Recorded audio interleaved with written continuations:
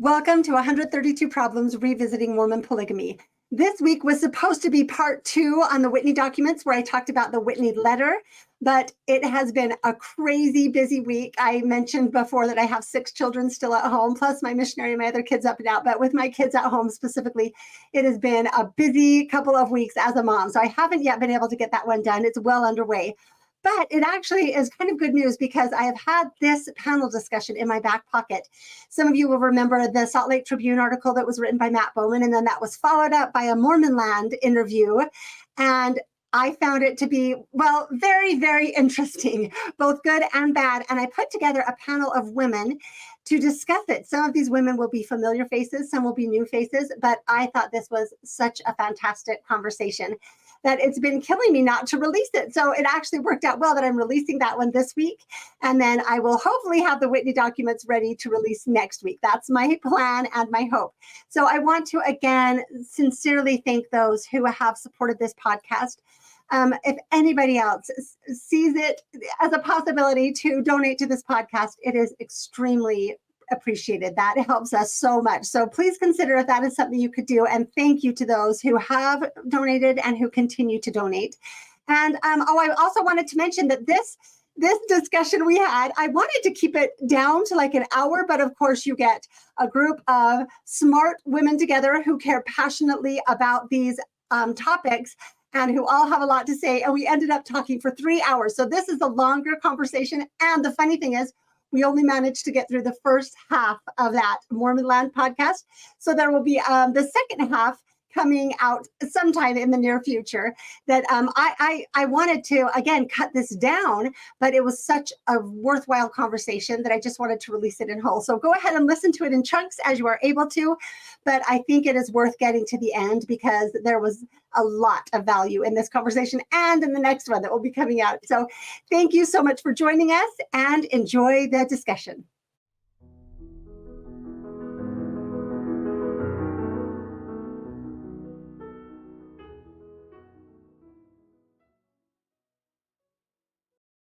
I am so excited to be here on this panel of these amazing women who have agreed to come and talk to me. We are going to be responding to the recent Mormon Land episode with Matt Bowman and Brooke LeFevre. We will go ahead and tell you a little bit about that. But I first want to introduce the panel for anyone who needs introductions. So you first will see Karen Hyatt. And Karen has been my editor for, I don't even know how long, over a year, I think, Karen. Has it been? Coming up on a year. Mm-hmm. Yeah, okay.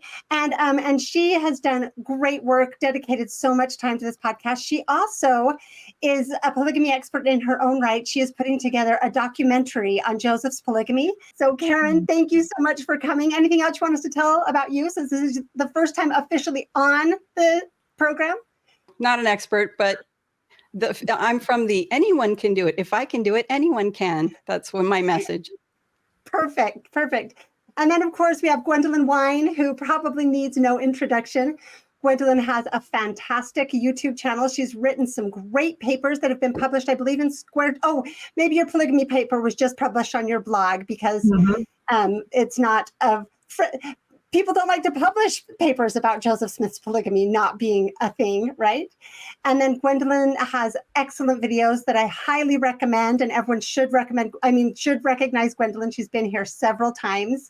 And I'll go on quickly also to Whitney Horning, who also needs no introduction. I don't know how many times you've been on the podcast, Whitney, but she is the author of Joseph Smith Revealed, my very well-worn copy. I'm embarrassed to show you how worn it is. And there it is, yep, as well as several other books. And Whitney, I believe you have an announcement for us of some new books coming out. Oh, well, I do. I have Joseph Smith Revealed is now available on Audible. For all of you who've been asking for years, I finally gave in and did it.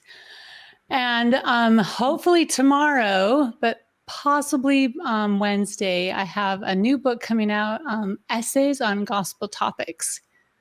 So I'm excited about that.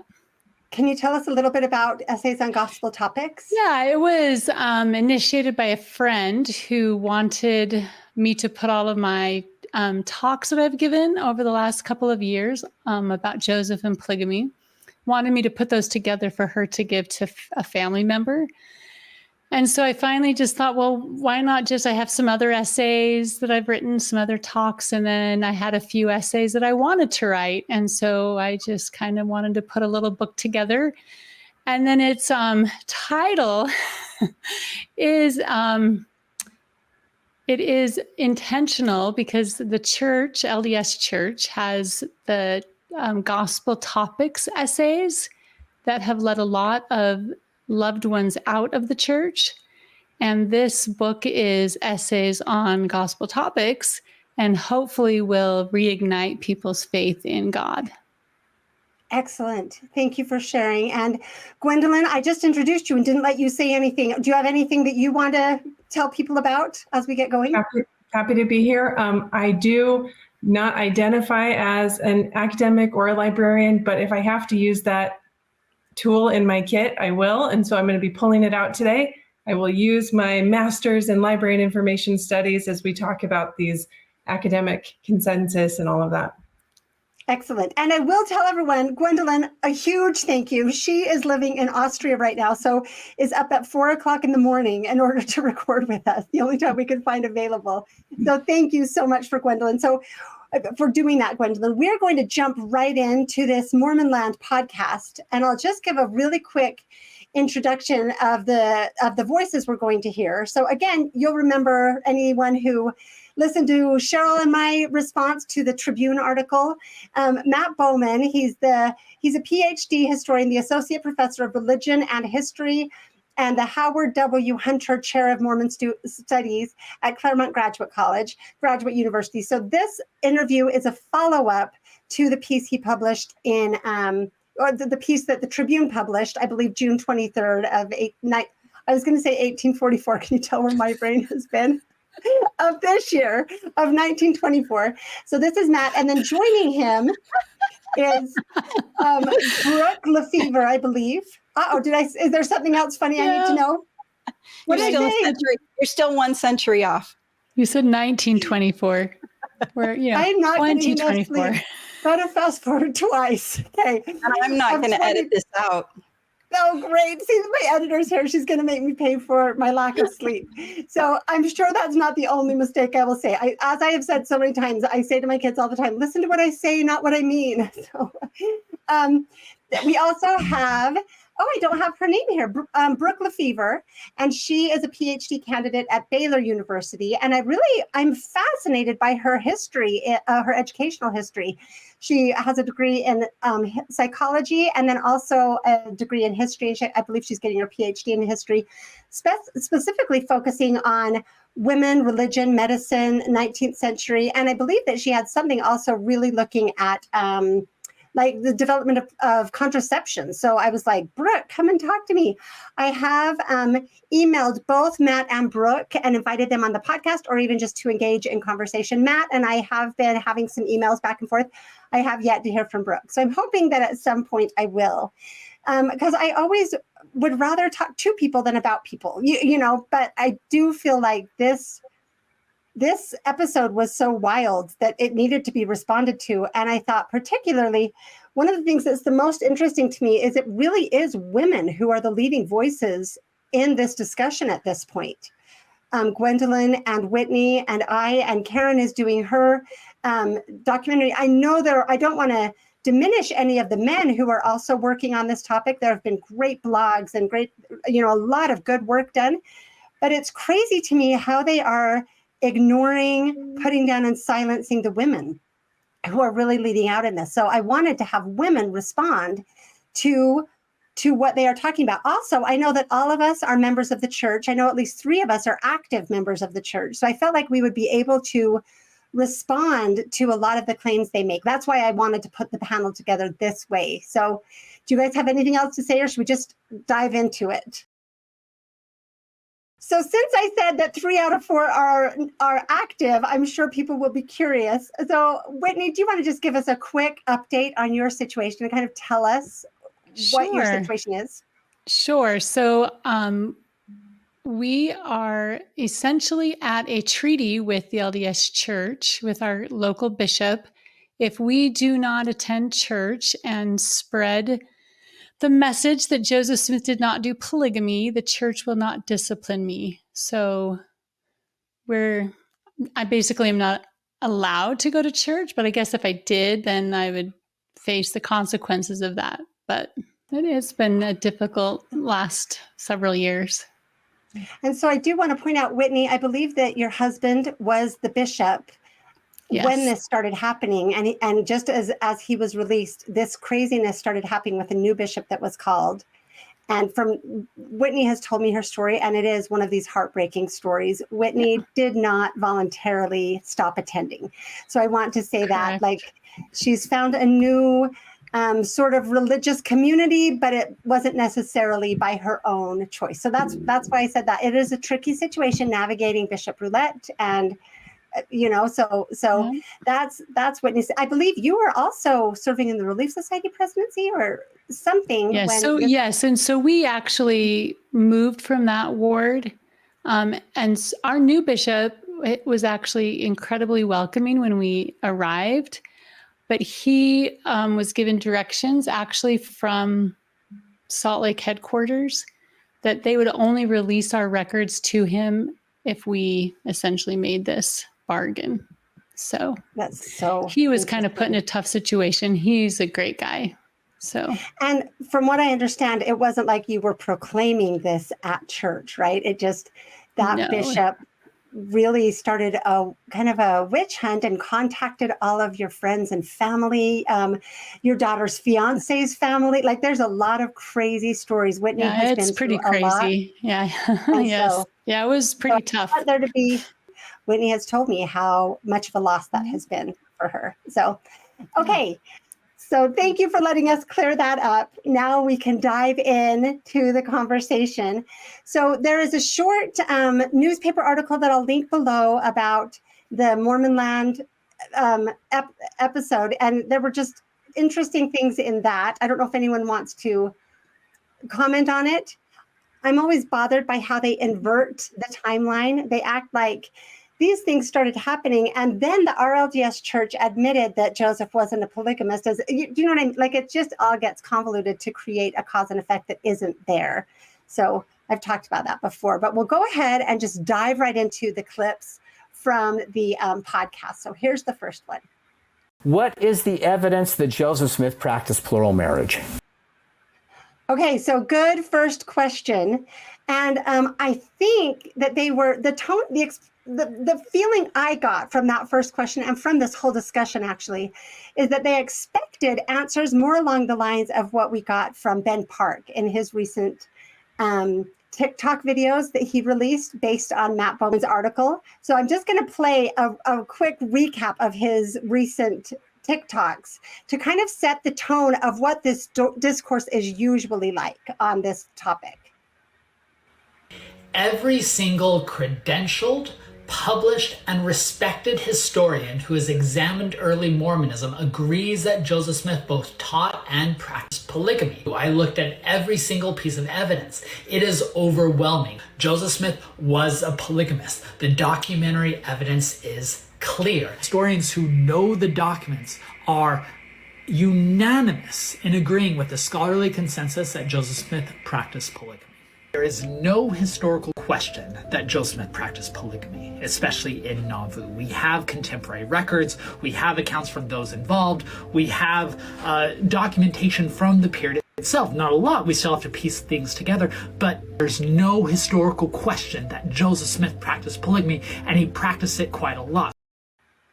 So isn't that what we're used to hearing? I've never heard anything that definitive. I've never heard anyone talk like that. Wow, that was amazing.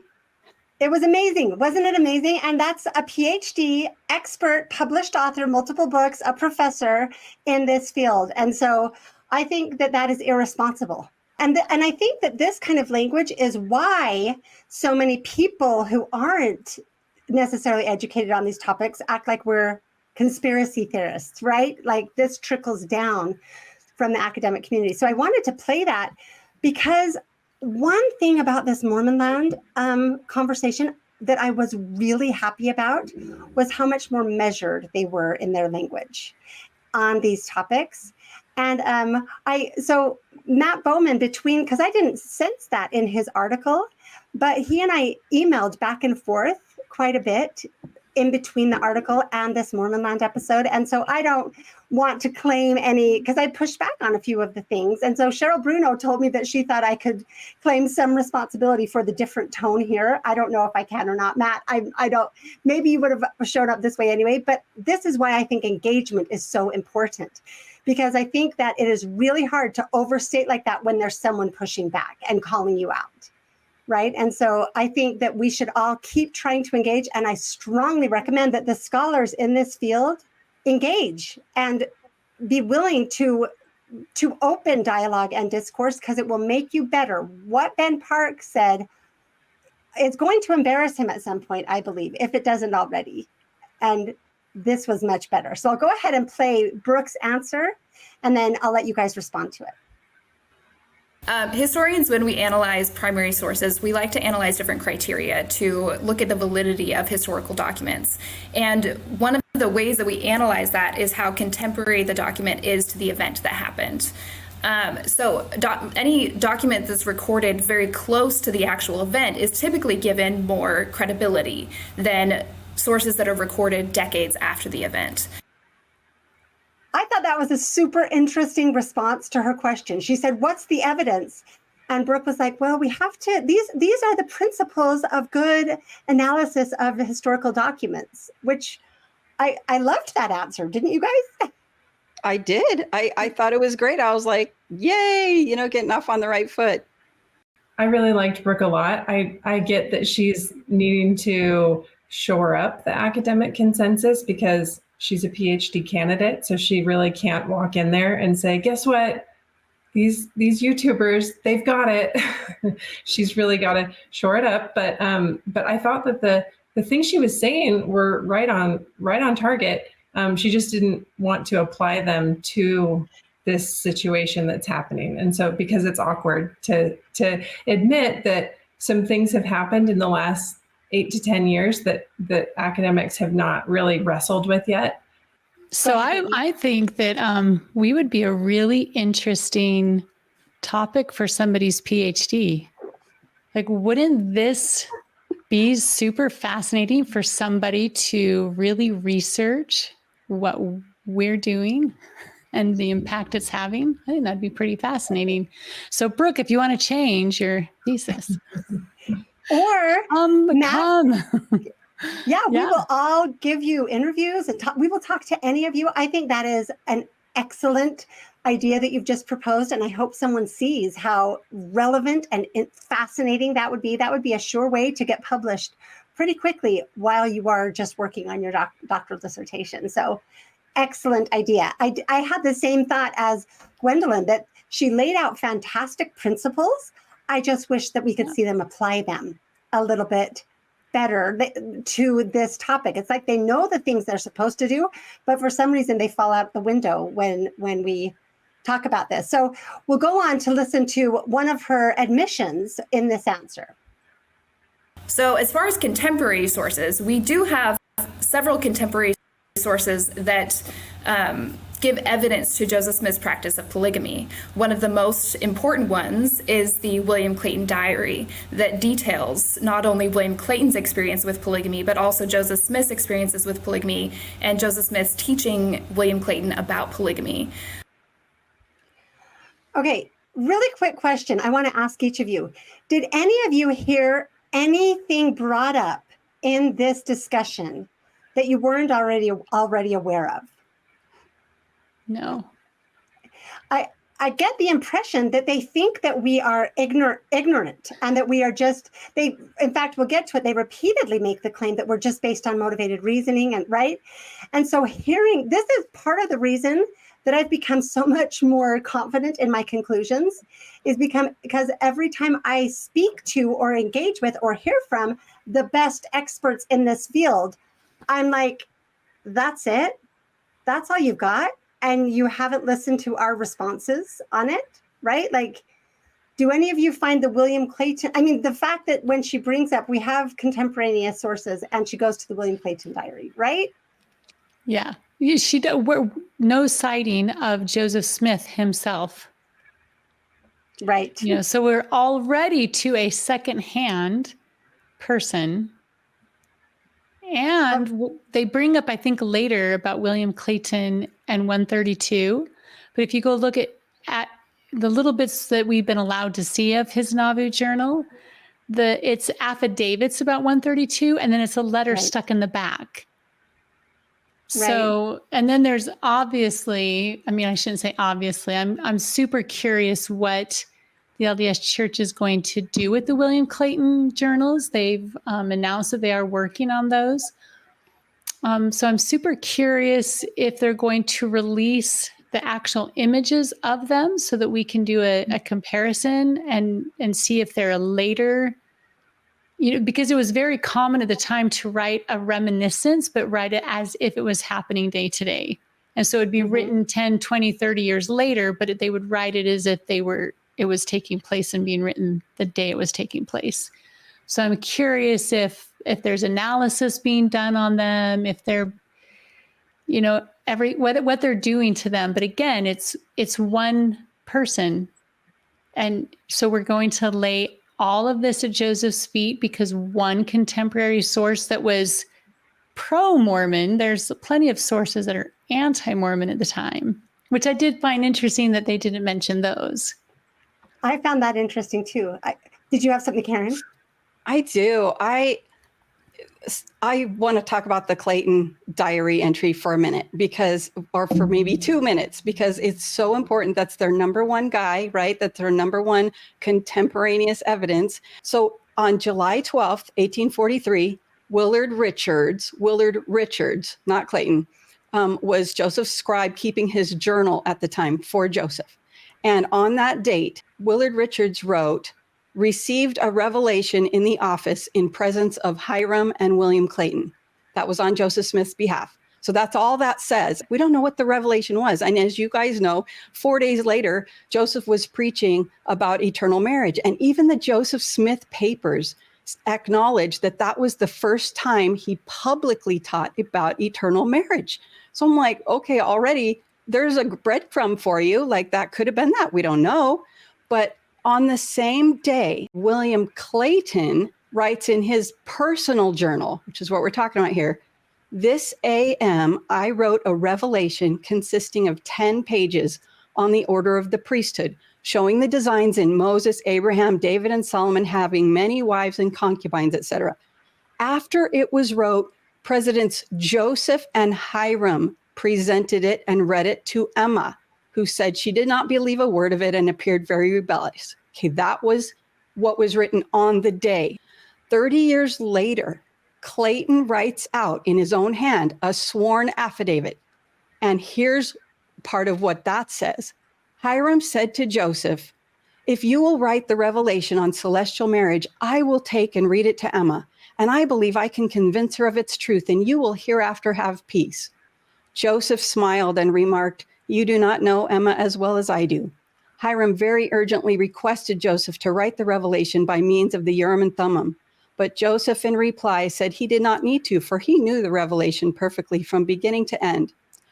Joseph commenced to dictate the revelation on celestial marriage, and I wrote it. Hiram then took the revelation to read to Emma. Joseph remained with me in the office until Hiram returned. When he came back, Joseph asked him how he had succeeded. Hiram replied that he had never received a more severe talking to in his life, that Emma was very bitter and full of resentment and anger.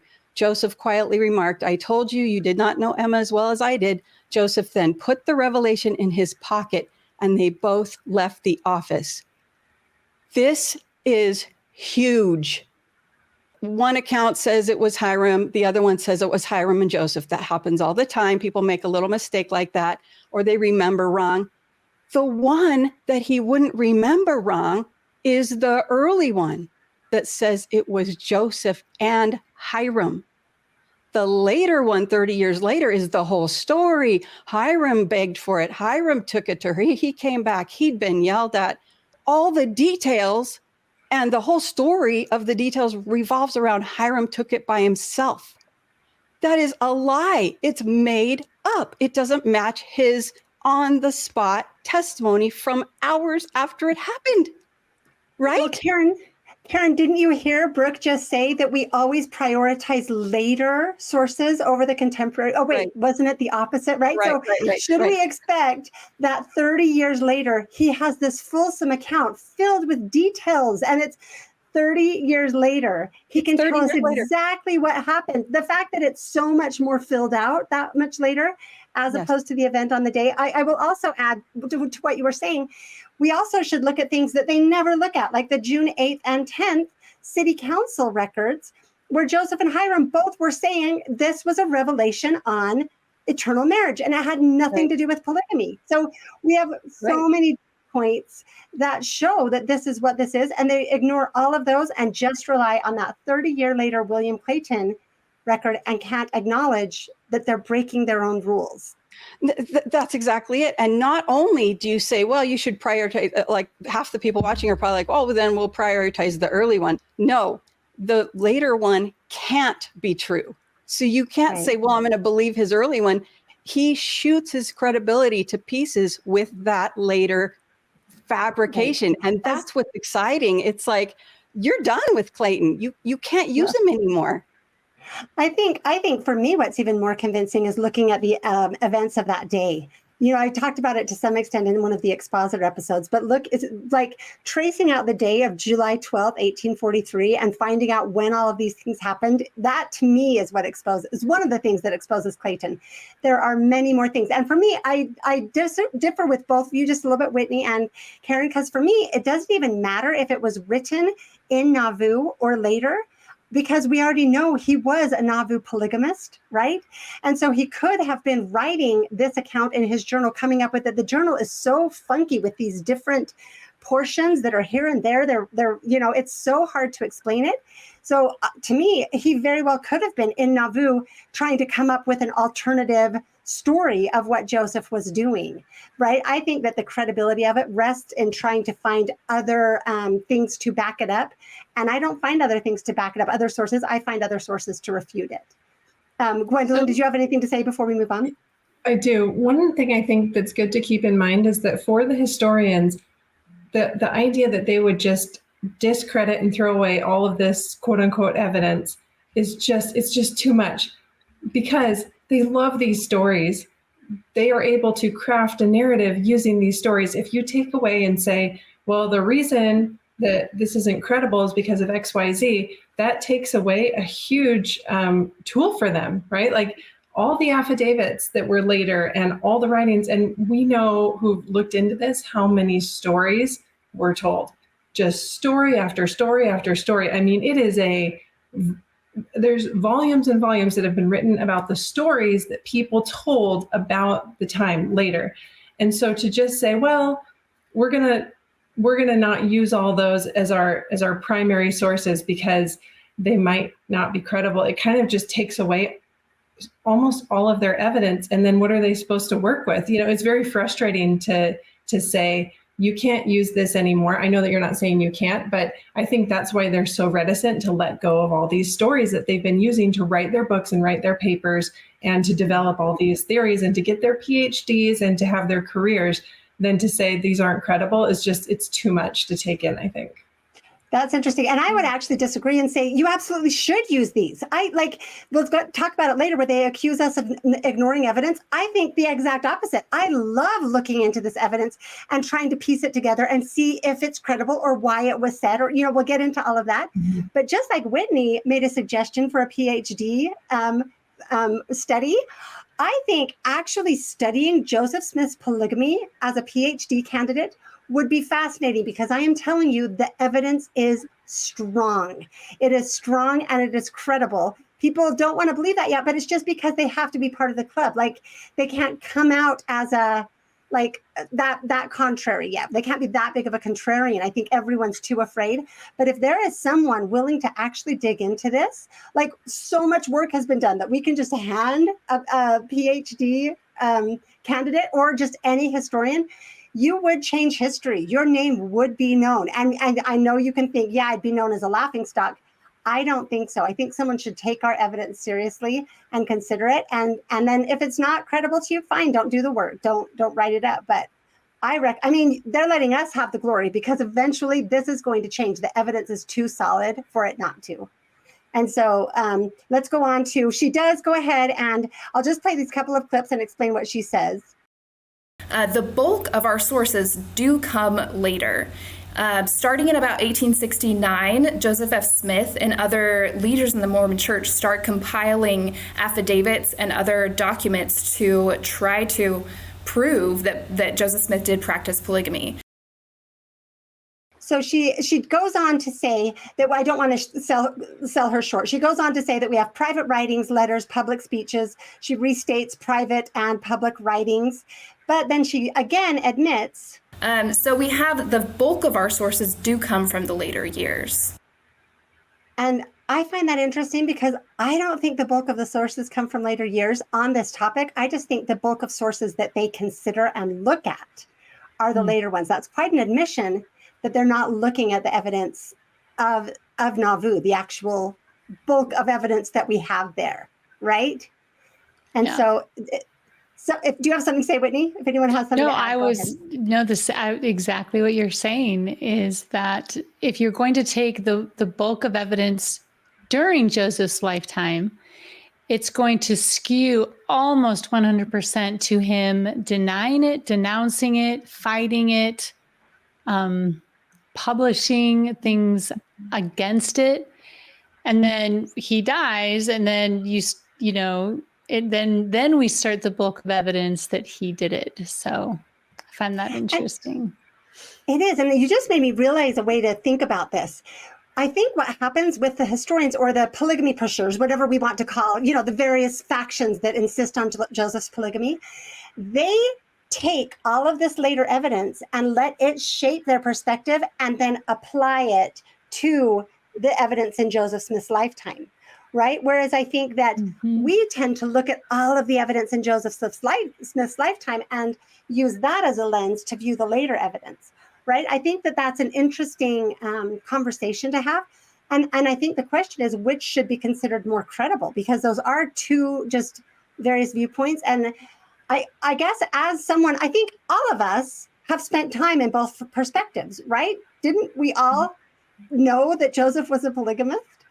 And so it was, well, we'll get to that conversation later, but I think that all of us have looked both directions of this and have found this one to be much more viable, right? Much more convincing and compelling. And so it's, and we'll get into whether that's just motivated reasoning or if it's intelligent women looking intelligently and thoughtfully at sources and coming to conclusions, each of us individually, independently, right? I guess, I mean, like, I think we all came to these conclusions through our research. So, okay, I'll continue on to now what Matt says. I have a lot more to say about this part of it. I think Brooke hit the really key sources here, which are in large measure these affidavits. And there are, I just want to emphasize that there are dozens of these from many different women whom Joseph Smith married, but also from some men.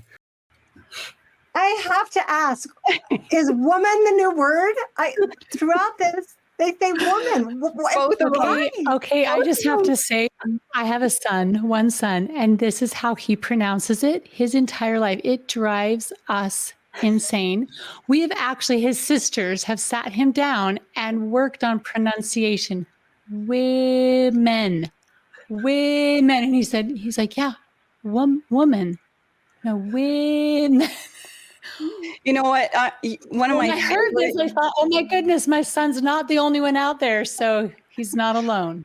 I would think it's just Matt, but Brooke tries to do it too. Sometimes she slips and says women instead, but I looked up, is this like a new feminist thing? And I couldn't find any information on it. I'm so confused. One of my favorite guests that you've ever had, she said woman instead of women. And so I'm super patient now, and I'm not going to say who it is. You guys will just have to all go back and watch all her episodes and find out who it is. But anyway, it was like, where did that come from? Was it an academic scholar?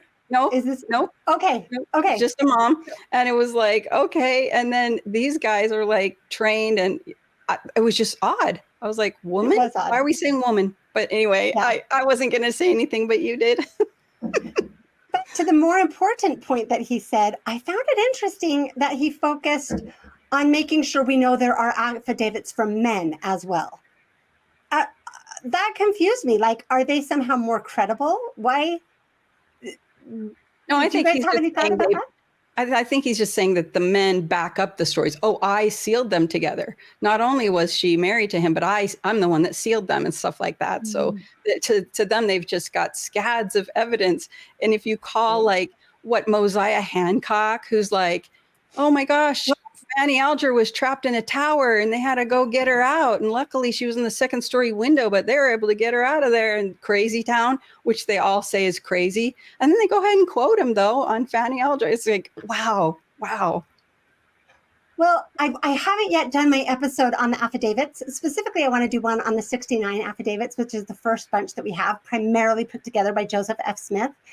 But since I haven't gotten to it yet, and since they are saying how credible these are and how this is the bulk of our evidence, I wanted to just show a couple of examples to explain why we find them less credible than they do, and why I think all of us are amazed that these scholars just insist that we accept all of these affidavits as fully credible and more credible than the contemporary evidence. So let me just show a couple of examples. I went ahead and started with 2 by men because he was emphasizing that we have them from men, as if, I don't know, I kind of heard that as like affidavits from women aren't substantial enough. We also have them from men, maybe I'm being unfair. But this first one is by Thomas Grover, and I've spoken about this one several times, where he claims, and I also will point out, all of these are not these people's own words, particularly the women. They tend to be form letters written mostly by Joseph F. Smith, I believe, may or may not be signed by the women, even ones that appear to be signed. From my research, some of them I think look like kind of tortured attempts at forging signatures, so in any case, these aren't the women's own voices. But to do these men's quickly first, Thomas Grover claimed that Joseph or Hiram, I can't remember which one, sealed him to these 2 Carolines. But if you go do his family search, you see that he was never married to more than one wife at a time in Nauvoo.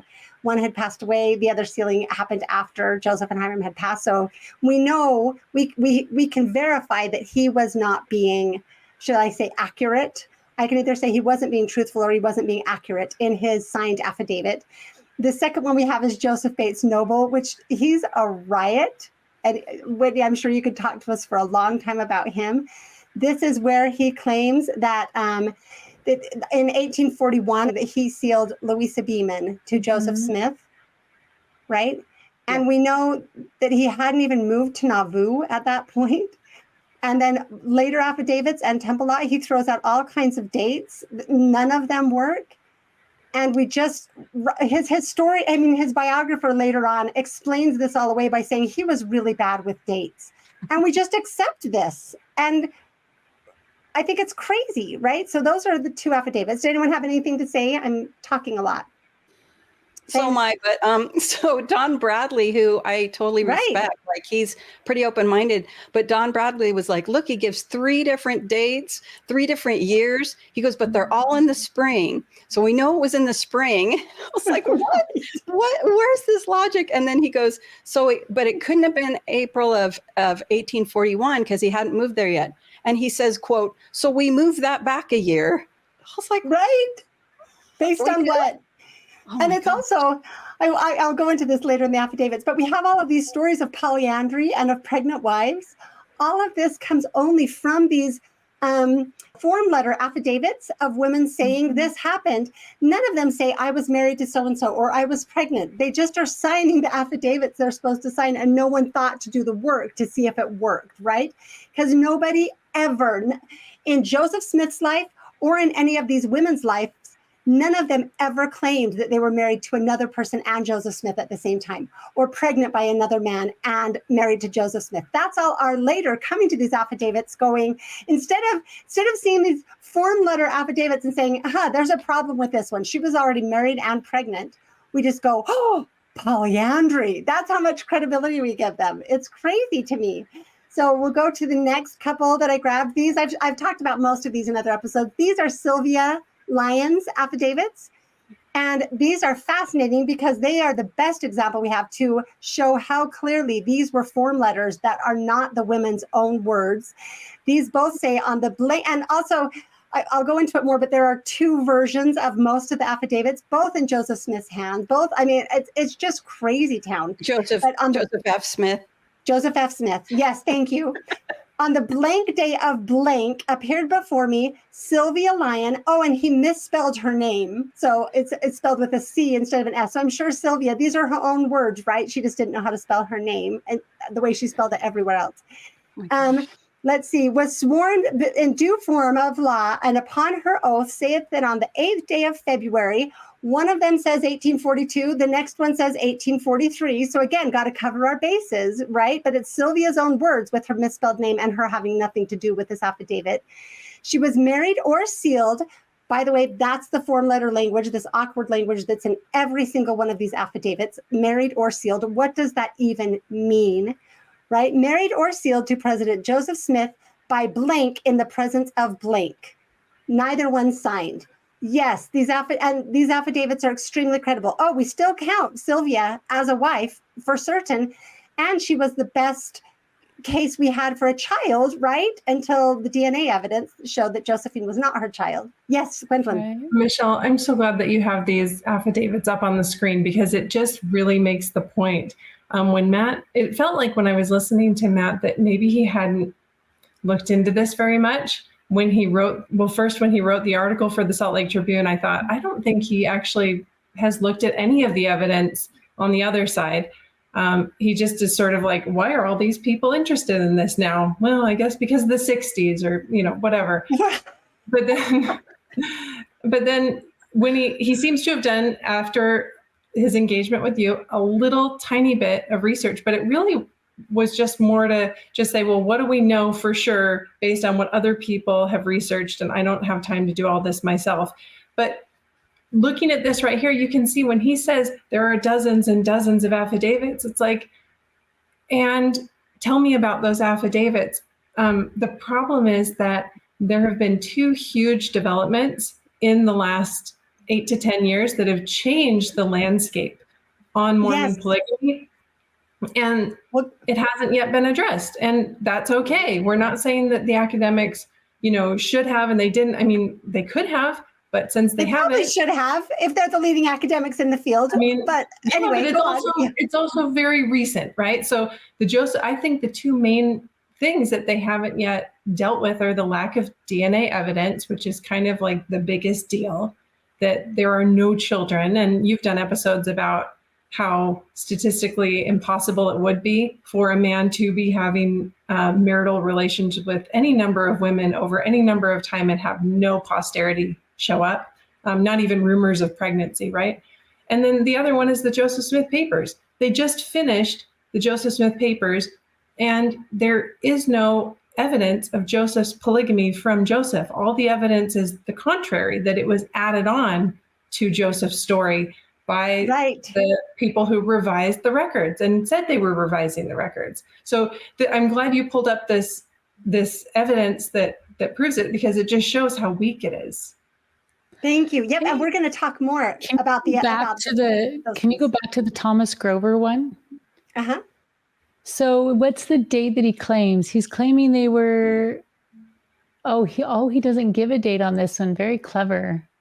Yeah. Well, he says something in August 1843. So just so everyone knows, see, when you get things like this, one of the things you can do is go in and research the people mentioned, and a lot of times you'll find out that the witnesses were children, or they weren't around, or sometimes the witnesses or the women mentioned have died before this date, and so they're not there to corroborate and add their own statement whether or not it was true. Right. I think you really do start to get the impression that these were put together hurriedly in this effort to create this body of evidence, and they weren't very thoughtful about it. So when you see that happening over and over again, I don't understand why the conclusion is, oh, it was polyandry with pregnant women, rather than, oh, they were really coming up with stories in a pinch, right? Let's go on to I just have two more to show, I think. These are the two from Emily Partridge. And again, these are back-to-back recorded, and it's the same wording as all of the others, but they give two separate dates. One of them says March 4th, 1843, and one says May 11th, 1843. Now, they can say, like Brooke says, misremembering, this was many years later. Well, first of all, that's why we prioritize contemporary evidence. But also, they're not saying, I don't remember the date. They are giving exact dates, and they're covering their bases by giving two sets of exact dates in case one doesn't work, is how it appears to me. And I have yet to have someone explain why that's wrong. And I think I have one more to show. So Please. Can I say about Emily? So it's really funny because I'm like, why did she give two dates? And she does explain in the Temple Lot testimony, that was the court case held in 1892, but on the stand, she explains that she and her sister were secretly married to Joseph in March of 1843. And because Emma was too upset about polygamy, so they just thought it was better not to upset her in this. So they just secretly married Joseph because he's like that. He would just marry these girls behind her back. Well, then Emma, it just cracks me up for so many reasons. But then 2 months later, Emma was coming around. She wanted to try to do polygamy, and she was softening toward it. So what did she do for her first foray into polygamy, trying to accept it? She gave Joseph two sisters.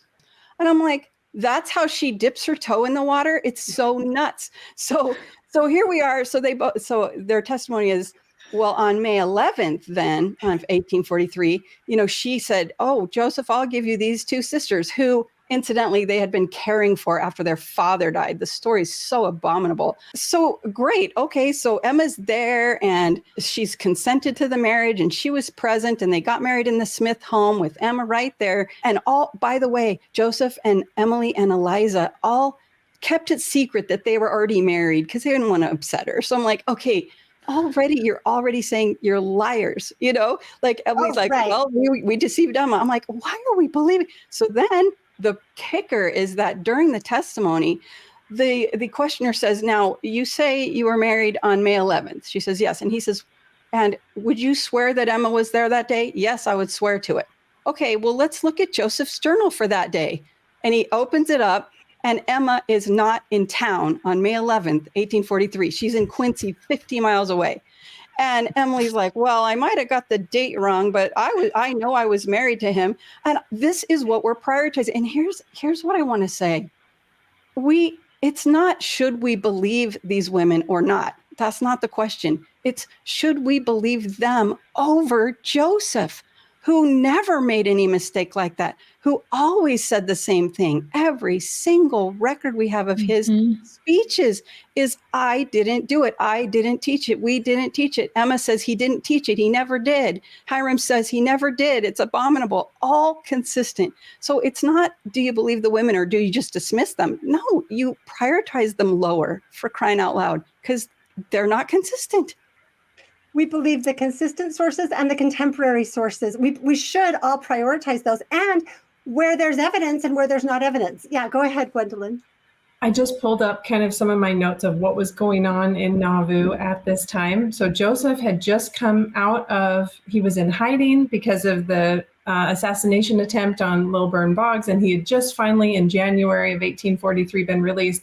And there's this period of quiet, you would think, between January and in that summer, and that's when all these people claimed that all these women were claiming that they were married. I think that they had that little segment of time, and they said, okay, we know he wasn't in jail then, or he wasn't in hiding then, and then the revelation was received in summer, so it's got to be. I don't know why they thought that it made sense to get married before the revelation, but I don't think there was, as you said. Okay, but during that time, Joseph was mayor of Nauvoo, lieutenant general of the Nauvoo Legion, president of the church, overseer of the construction of the church's temple, owner of the red brick store, manager of the Mansion House Hotel, and he was also husband and father to young children. And so just like somehow everyone believing these affidavits is like, and he had all this going on the side, and it's like, that doesn't make sense. And nobody at the Mansion House was saying something weird's going on here.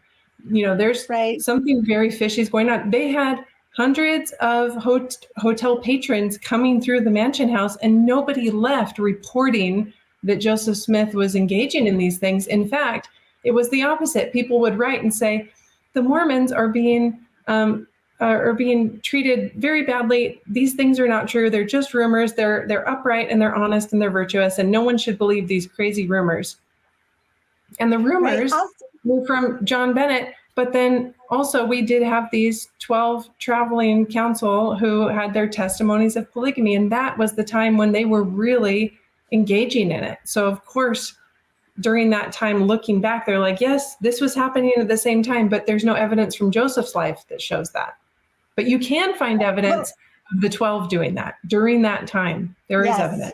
We have evidence. And what's so funny too, that July 12th day when Hiram and Joseph went and, Hiram had the worst talking to, that wasn't even in the Mansion House. That was in the homestead, this little tiny home where Lucy Mack was living, where the children would have been there. Nobody heard Emma give this talking to Hiram, right? And even still, like if your brother-in-law came and did that, tried to justify to you in the middle of the day while you're busy taking care of your mother-in-law, getting all of your children lunch, these women were busy, right? He comes and sits you down and explains to you why polygamy is so beautiful, because if you don't do it, you're going to be destroyed, right? And then he gets this talking to, they make Hiram a complete idiot, and we know that he wasn't. He was very intelligent. And then Emma gives him this horrible talking to. Nobody ever reports that. Nobody ever heard anything about it. That would be in journals. That would be the scuttlebutt, right? But then the baby that Emma is pregnant with when Joseph dies, she names after Hiram. She named after this brother-in-law who came and told her she'd be destroyed if she didn't get behind her husband's ongoing adultery with all of her best friends and all of the teenage girls in town, right? Like, I guess we could take it and say, look how much Emma had repented, that she, felt bad that she had given Hiram a talking. It's ridiculous, because you can't ever say she repented because for the rest of her life she denied it. So every single part of this is ludicrous. I'll go on to this last slide. And the last one, it's back here, I think. The last one I included is Ruth Vos Sayers, and I could have included a dozen. These are just the ones I grabbed in my hurry. And this one's fun because it's the exact same wording on the blank day of February 1843. Now, see if you catch this, everyone listening, see if you catch the problem here. February 1843, she was married or sealed to Joseph Smith, president of the Church of Jesus Christ of Latter-day Saints, by Hiram Smith, presiding patriarch of the church. Does anyone want to explain the problem here? Yes, Gwendolyn. In February 1843, Hiram had not yet received this doctrine. He was massively opposed to polygamy. And this is the hilarious story we're supposed to believe up until May. I think that late May is when we have Levi Richards' journal saying that Jacob too was given as a perpetual law. And if even an angel came preaching this, you would see his cloven foot.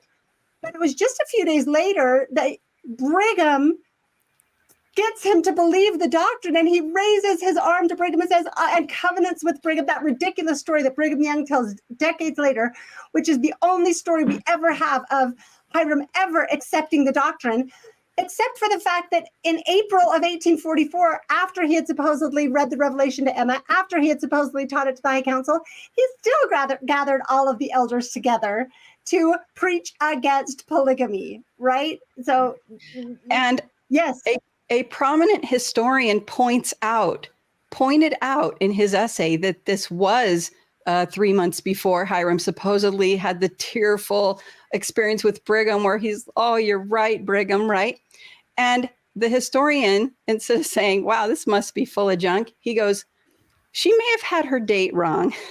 Yeah, exactly. No, what do you do with that? Like, it's so not scholarly. I just can't get over it. And I wanted to throw in that these, like you said, there are dozens like this. And here's the crazy part. None of the historians can decide, can agree on an actual number for Joseph Smith's wives. None of them agree, Right. because some of them go, well, she might have been, I believe this one, but I don't believe that one. They're like, well, I think she's okay, but not this one. They don't even agree because the evidence is fragmentary. Yeah, to say the least. But of Brian Hale's 35 wives that he is confident were wives of Joseph Smith, 35, over half, 18 of them never made the claim themselves.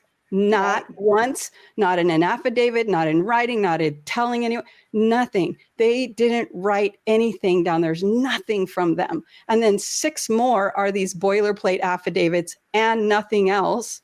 And 3 of those just say things, they don't even have a date. It's like fall of 1840, which you're like, that's pretty fishy. But then it turns out they're the smart ones, because when you pick a day and then Emma's out of town, you're out of luck. So it's appalling. Ah. That's what amazes me. We'll talk about this more. We all agree that these women were not telling the truth, right? The only disagreement is how much truth were they telling? And so the academic perspective is they were telling the truth on every single thing except for what we have proven that they were not telling the truth on. But we're still going to insist that they're fully credible. Like when we prove that something's wrong, oh, they just got the date wrong. Or, oh, but that's not surprising. It was 30 years later. Or, oh, they were married and pregnant. But that's because of polyandry. Like we never can just get it through our heads that these affidavits are problematic and should not be prioritized over the contemporaneous evidence. Right. One thing I want to add is that at some point in this discussion, Matt said that there tends to not be a lot of evidence in intimate relationships. It's hard to find that. And I thought that was so odd, because the most evidence you can find is in intimate relationships. My children are the most clear-cut evidence that my husband and I have a relationship that could possibly exist. It is indisputable that he and I have a relationship because we have 5 little bodies that we've produced.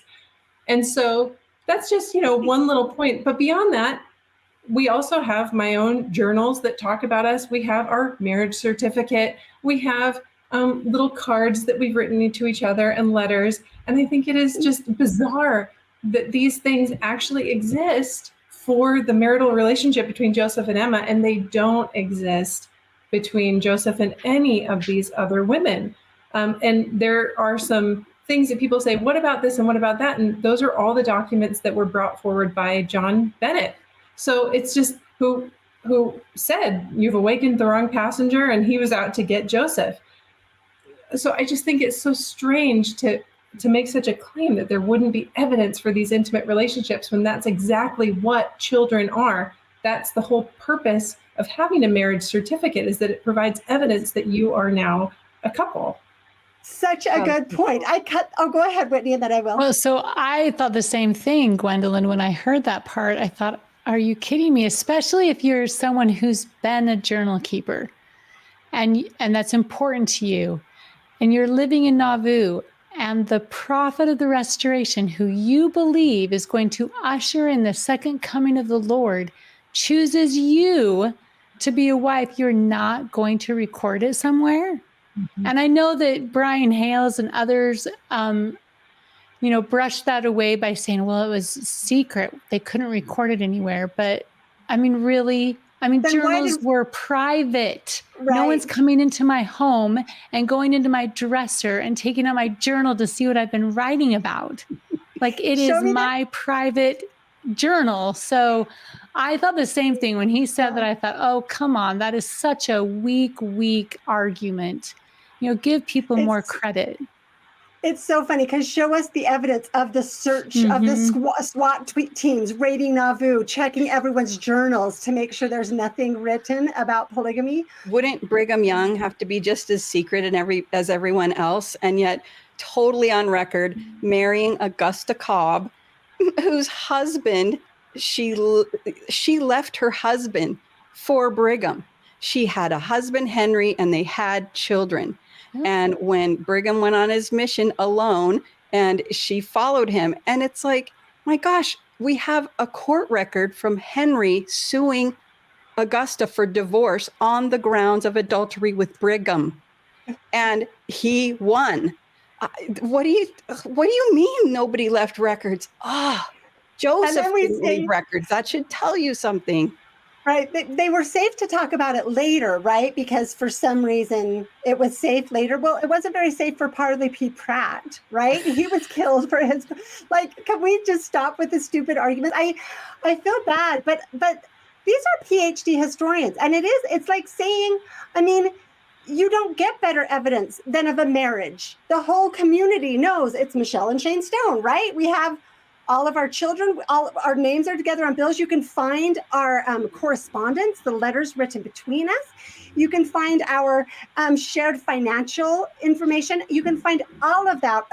I share his last name. Not everybody does that, but Emma did, right? No wife has anything to do with Joseph except for Emma. And we say, well, the close relationships don't leave much evidence. So I feel bad, but I'm going to say it again, and this is no offense, but truly polygamy makes you stupid. I know these people are smarter than that. These are brilliant people saying these ridiculous things because they need to keep arguing this losing case. Like that's a ridiculous thing to bring up, argument to make to justify there being no evidence. So I think one thing that I've noticed is that they don't, even though in a way they have a losing case, what they want to do is make sure that it never gets to a final definitive truth. And so in that way, they're going to keep winning because they're just going to keep saying, well, the evidence is fragmentary. You can never know. That's a huge thing that they have to make sure is just reiterated, that we can never know for certain. But if we know something, it is that he did it. But they keep making sure that you can't say for sure. And so, right. And also it's very hard. It's like impossible to argue a negative, right? And to really prove a negative. So if someone decided to make the case that I was actually an Air Force pilot, and they're like, look, she was an Air Force pilot, and we got 50 people to say it after she died and all these things. And it's like, well, I mean, I wasn't. And you can see that because there's like literally no evidence that I was, but it's very hard to prove that you weren't something if a lot of people are just like, well, prove it that you weren't. It's like, so I think, so even though I hear what you're saying. I think we have moved the dial forward, though, that they are saying it can't be proven. That's a big movement because, like you saw Ben Park, it's absolutely proven. And so I think that's why engagement is important, because at this point, all I am asking them to do is to acknowledge that there is a valid conversation to be had. This should be recognized. Like I was going to talk about this later, but he brings up again in this Mormon Land episode, just like he did in his article, the case of Abraham Lincoln and Anne Rutledge. Mm-hmm. And the fact that he brings that up means that he recognizes that to be comparable to the situation with Joseph Smith and these other wives. The huge irony there is that he fully acknowledges that there is a viable academic disagreement about Anne Rutledge and Abraham Lincoln. You are allowed to say there's not good evidence for this, so I don't think it's true. So he brings that up as a comparison for Joseph Smith, and yet won't give us that same credibility to say that maybe we have a viable case for what we're arguing that can be based in pure scholarship and evidence that isn't just have to be explained away in these ridiculous ways that we'll get to at the end, that I do find offensive. Like I am speaking kind of strongly at parts of this because I had to listen to it about a dozen times to find these clips. And a lot of it is maddening. So, okay, we'll go on to this next clip. So these affidavits are really extensive and come in a variety of different contexts. As Brooke says, some of them were gathered by leaders of the LDS Church themselves. Others were given in court cases under oath. Then those then provide some, I think, additional layers of credibility. Okay, so I assume that with that, he's talking primarily about the Temple Lot case and saying the fact that they were given under oath in the Temple Lot case gives them additional layers of credibility. I haven't yet done my episode on the Temple Lot case, but I did look up and reread the decision given by Judge Phillips. and it's delightful. So I'll let you guys say anything you want to about that. And then I would love to read part of his decision, if that's okay with everyone, because it's great. Well, can I real quick say that I thought he was talking about the 1869 affidavits, because those are so numerous, and almost every one of them has a problem where somebody trips up on the date or it doesn't match with something else. And so it's interesting. But the funny thing is, the reason I just wanted to say this about the 1869 ones real quick before you talk about the Temple Lot ones, because they were earlier. And the reason we have so many in 1869 was because Joseph Smith's sons, Alexander and David, had come to Utah in 1866 as missionaries. And part of their message was, our dad wasn't a polygamist and he didn't teach it. And this was with Brigham. Our dad had nothing to do with it. And it was kind of like the little boy, like the emperor has no clothes, because a lot of people were like, my gosh, you're right. And they left. And Brigham gives a talk where he says, I have to talk about this. Some of you are giddy-headed about something you don't understand, and you're running after young Joseph Smith, he says. And I'm like, okay, we have Brigham on record saying people are leaving. So Joseph F. Smith, apostle at the time, he says, well, let's just gather up the evidence that Joseph was a polygamist and present it and put this to rest. And in a letter to Orson Pratt later, and he says, when the subject first came before my mind, I must say I was astonished at the scarcity of evidence.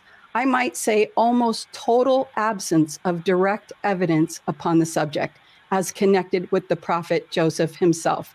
There was nothing written, and but few living who were personally knowing to the fact that Joseph taught the principle. He couldn't find anything. That's why he called in all these women, come sign these affidavits in my book. And he had 2 books and they would sign them. And so we got a couple of dozen women to sign these. There were how many? Anyway, again, here's the kicker for me, is in 1852 was the first time Brigham openly introduced polygamy to the saints in Utah. And there were some skeptical saints. I don't remember Joseph teaching this. And you can see by the speeches that he's kind of at pains to convince people, no, it started with Joseph. Where were these women in 1852? Why didn't they have Brigham's back right then and say, oh, no, it's totally true, you guys. We were all married to him. They didn't say a peep for 17 years until they're invited in. That's crazy. Great point. Yeah, they weren't. Maybe one of you knows, but I've never seen a journal entry from early Utah, 1852, between 1852 and 1869, of the women saying, finally, we can talk about it. It's out in the open. I can claim I was Joseph's wife. That would be a relief to these women, right? It doesn't exist. So such a good point. Those affidavits were absolutely motivated. The women were called in. There's a lot of evidence for that we'll get into. So does anyone have anything else? Well, I heard the same thing that you did when Matt mentioned that they testified under oath, and I was like, keep going, go on. Right. Where was that testimony and what happened there? And again, I feel like Matt polygamy is not his interest. That's fine, totally fine. It doesn't have to be your interest. But if you choose to get into the middle of this, it's really obvious really fast how much you haven't looked into it, because the moment you start to dig around these sources, they very quickly reveal how the scarcity, the paucity, whatever, they reveal that they kind of come down to nothing. It's like, yeah, they testified under oath and the judge didn't believe them. Right. Also, we know, like Joseph F. Smith, we know of his lying under oath repeatedly, right? Like and we know the entire doctrine of you have to say what you're supposed to say for the kingdom, lying for the Lord, shall we call it, right? Like this is built in to polygamy, and yet we never acknowledge it. Speaking of Joseph F. Smith, I know you've talked about this. There really were reasons for them to say the things that they said. Joseph F. Smith was a young child when his dad was killed. He's with his stepmom. Was he with his No, yeah, his mom dies. His mother. He was 4. His mother dies, but when his mother dies when he's 11 or 12 in Utah, he's young. By the time he's 15, he gets shipped off to Hawaii in 1850 something. That's a wild place to be sent as a young teenager. And he was sent on a mission there. Really, he was sent because he was unruly. And when he came back, you know he was willing to obey counsel. You know it. Don't send me to a wild island all alone. I don't speak the language. I have no way to fend for myself. I have to rely upon the generosity of these people who thankfully kept him alive. But can you imagine sending your 15-year-old to an island with, I mean, it's just crazy. And so Joseph F. Smith had a reason to say these things. He knew he had to be in line or else. And by the time he was a grown-up, an adult, and president of the church, he had been fully indoctrinated that this was what had to be done to further the doctrine, which was the highest and holiest doctrine. Right. He was extremely successful in climbing the patriarchal ladder, right? So he had to defend it. And it is interesting, as Whitney pointed out, the reason he was brought in as an apostle was, again, to combat the RLDS church that had the lineal succession claims, which Judge Phillips even speaks about that. So he was brought in as a very young, unruly man under the tutelage of Brigham and Heber into this apostleship. And this is where he could be cared for. He could be groomed. Successful. Groomed. Yeah. He was completely groomed, and it was what he relied on for all of his prestige, all of his validity, all of his financial income, everything depended on supporting the patriarchy. Men get caught supporting the patriarchy just like women do, right? And Joseph F. Smith, I think, is one of the tragic stories because it breaks my heart that he's Hiram's son and this happened. So, but he did bring up in this that this was also given under oath, and that gives it an additional weight of credibility, which I guess he doesn't know about Joseph Smith III or any of these other, because this goes forward into the Abraham Smoot trials and hearings. That's the word I'm looking for. So let me just read a little bit from Judge Phillips because it's really fun. The RLDS church actually they printed it up and published it because it was so favorable to them. And so I'll link it below so people can read through. But I think it's I believe it's specifically sections 9 and 10 that speak to the issue we're talking about. So I'll just put a couple of snippets that I was like, wow. So people don't realize Joseph Smith's polygamy has been tried in a court of law in America. A very rigorous investigation while the original people involved were still alive. So as they constantly say, we can't really get to the truth. Well, you can't come to the truth better than they did in a court of law, actually trying this case. It's crazy that we have this, and it's crazier that nobody knows about it. And so here are just some quotes from his decision. He says, there can be no question of the fact that Brigham Young's assumed presidency was a bold and bald usurpation. I didn't remember that part. He cites the Doctrine and Covenants to support that statement. He goes on and he says, the Book of Mormon itself inveighed against the sin of polygamy, and he cites extensively from the Book of Mormon to support that statement. He says, how can it be that the Lamanites please God by sticking to one wife and the Nephites displease him by intimating David and Solomon and multiplying wives? And yet polygamy is to be the crown of righteousness in the teachings of the angel Mormon. That challenges my power of comprehension. He says how that could be true challenges my power of comprehension. He again goes on to cite from the Doctrine and Covenants. Then he says, I'm just shortening this down. It's fascinating to read. He says, the claim is made by the Utah Church that this doctrine is predicated of a revelation made to Joseph Smith in July 1843. No such revelation was ever made public during the life of Joseph Smith, and under the law of the church, it could not become an article of faith and belief until submitted to and adopted by the church. He knows how our church works better than we do, This was never done.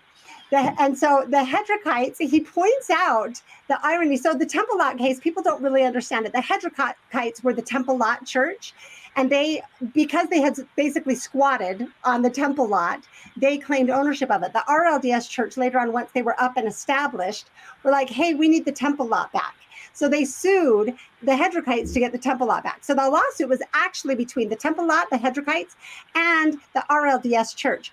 But the LDS church was like, holy cow, there's a trial going on to see if the RLDS Church are the legal, viable, recognized successors of Joseph Smith's church.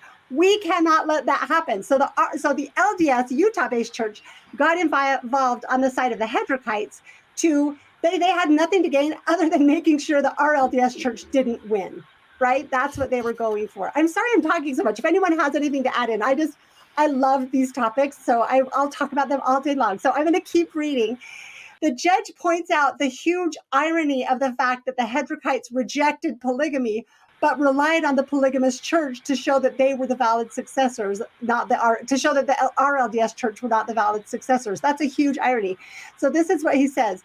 No more complete and caustic refutation of this claim made by Brigham Young can be found than in Exhibit W in this case, in a book entitled The Spiritual Wife System Proven False, issued by Granville Hedrick, the head of the respondent church in 1856. So the Hedrickite president wrote a book refuting polygamy.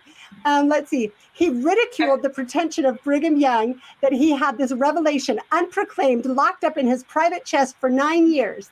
He says, now how strangely inconsistent that the revelation should be given 9 or 10 years before its time and have to lie 8 or 9 years under its patent lock before it would be time to proclaim it. Here, then, we have a specimen of an abortive revelation come before its time and had to be put in the sacred desk under a patent lock for 8 or 9 years and shown occasionally, just often enough to get the thing used to it. So then when it got old enough, it could go abroad. So much for this curious revelation, come in an abortion, got burned up, then locked up, and now has gone forth to damn everybody that don't believe in it. Why, it's a perfect phoenix. That's amazing. So that's what the president of the Hedrickite Church wrote, that Judge Phillips quoted. Then he goes on, he talks about when John Taylor, who was not the president of the church at this time, he'd already passed, but he says, John Taylor was asked why the church of which he is president in the publication of the Book of Mormon and Doctrine and Covenants of the Salt Lake edition, 1876, eliminated the section on marriage as found in the 1835 edition, and in all editions thereof published up to 1876, and inserted in lieu thereof the claimed revelation of polygamy of July 1843. Answer. I do not know why it was done. It was done by the authority of whoever presided over the church. I suppose Brigham Young was the president then.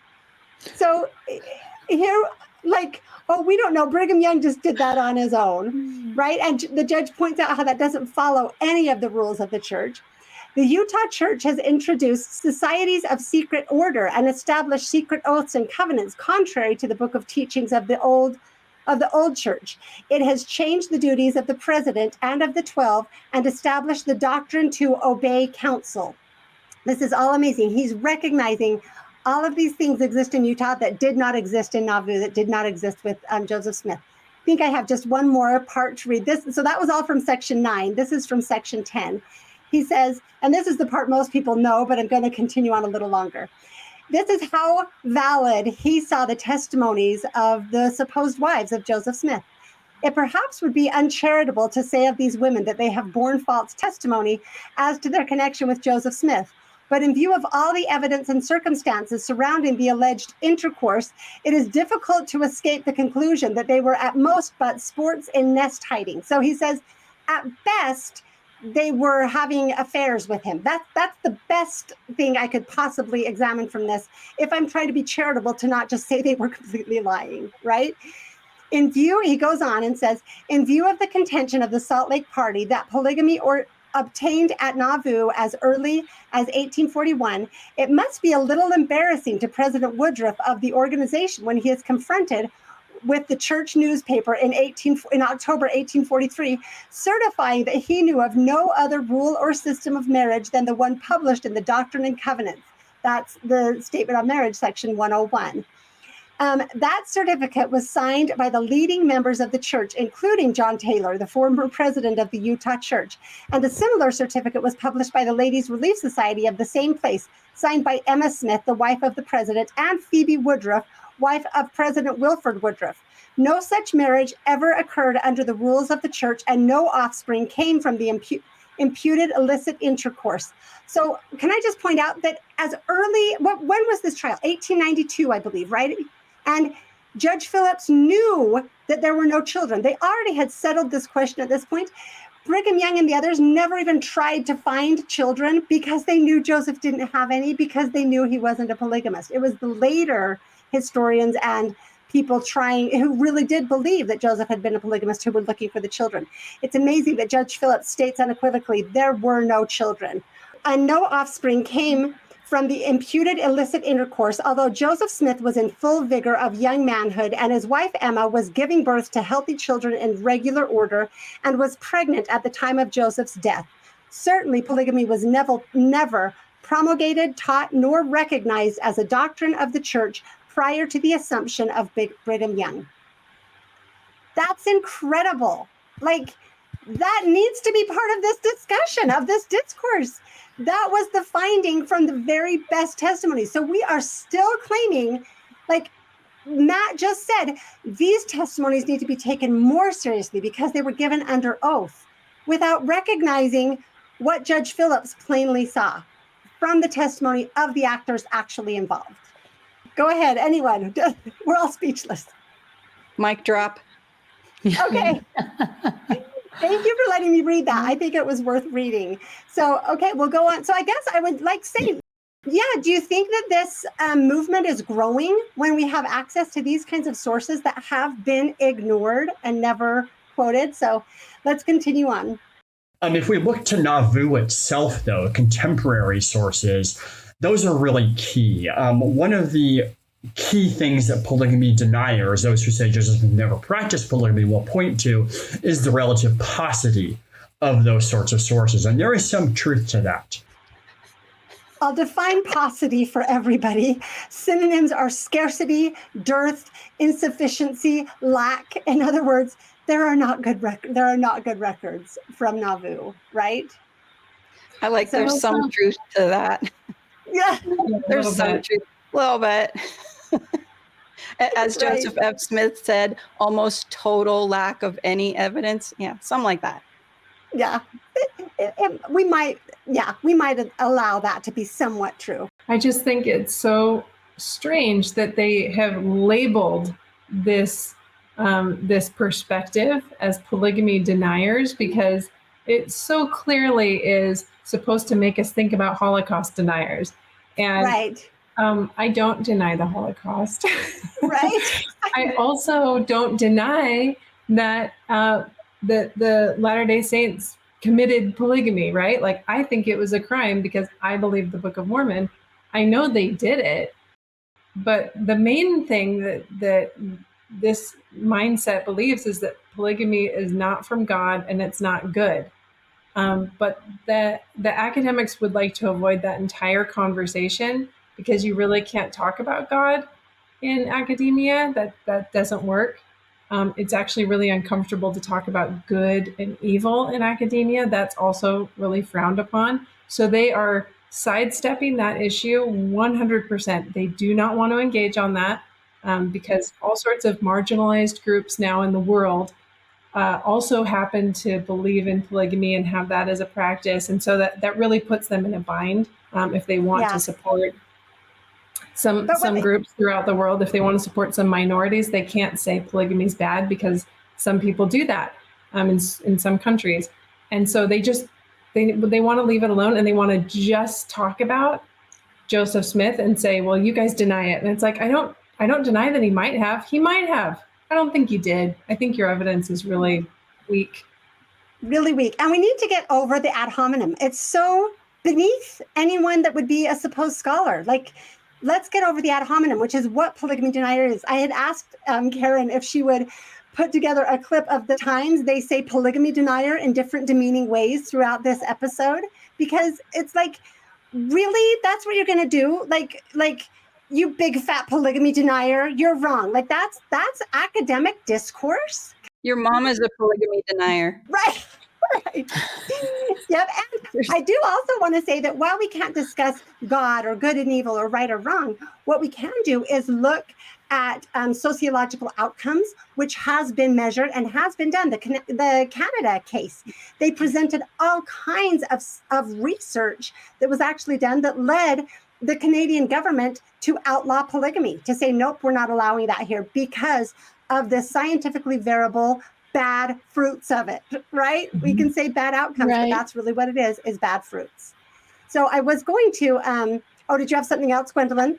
I'm just pulling my book. This is the one that they used for the Canada case. It was this research that was done. And so even though in academia... And it's all available online.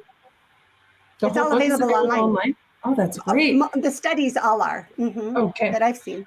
Oh, yes, because the studies come from Women's Stats, and that is available free to everyone. And this, I know I've mentioned this before, but the PhD who wrote this book does say in the intro, it's really uncomfortable for us in academia to call something evil, or we don't like to do it. But the issue is there was no evidence of this being anything but.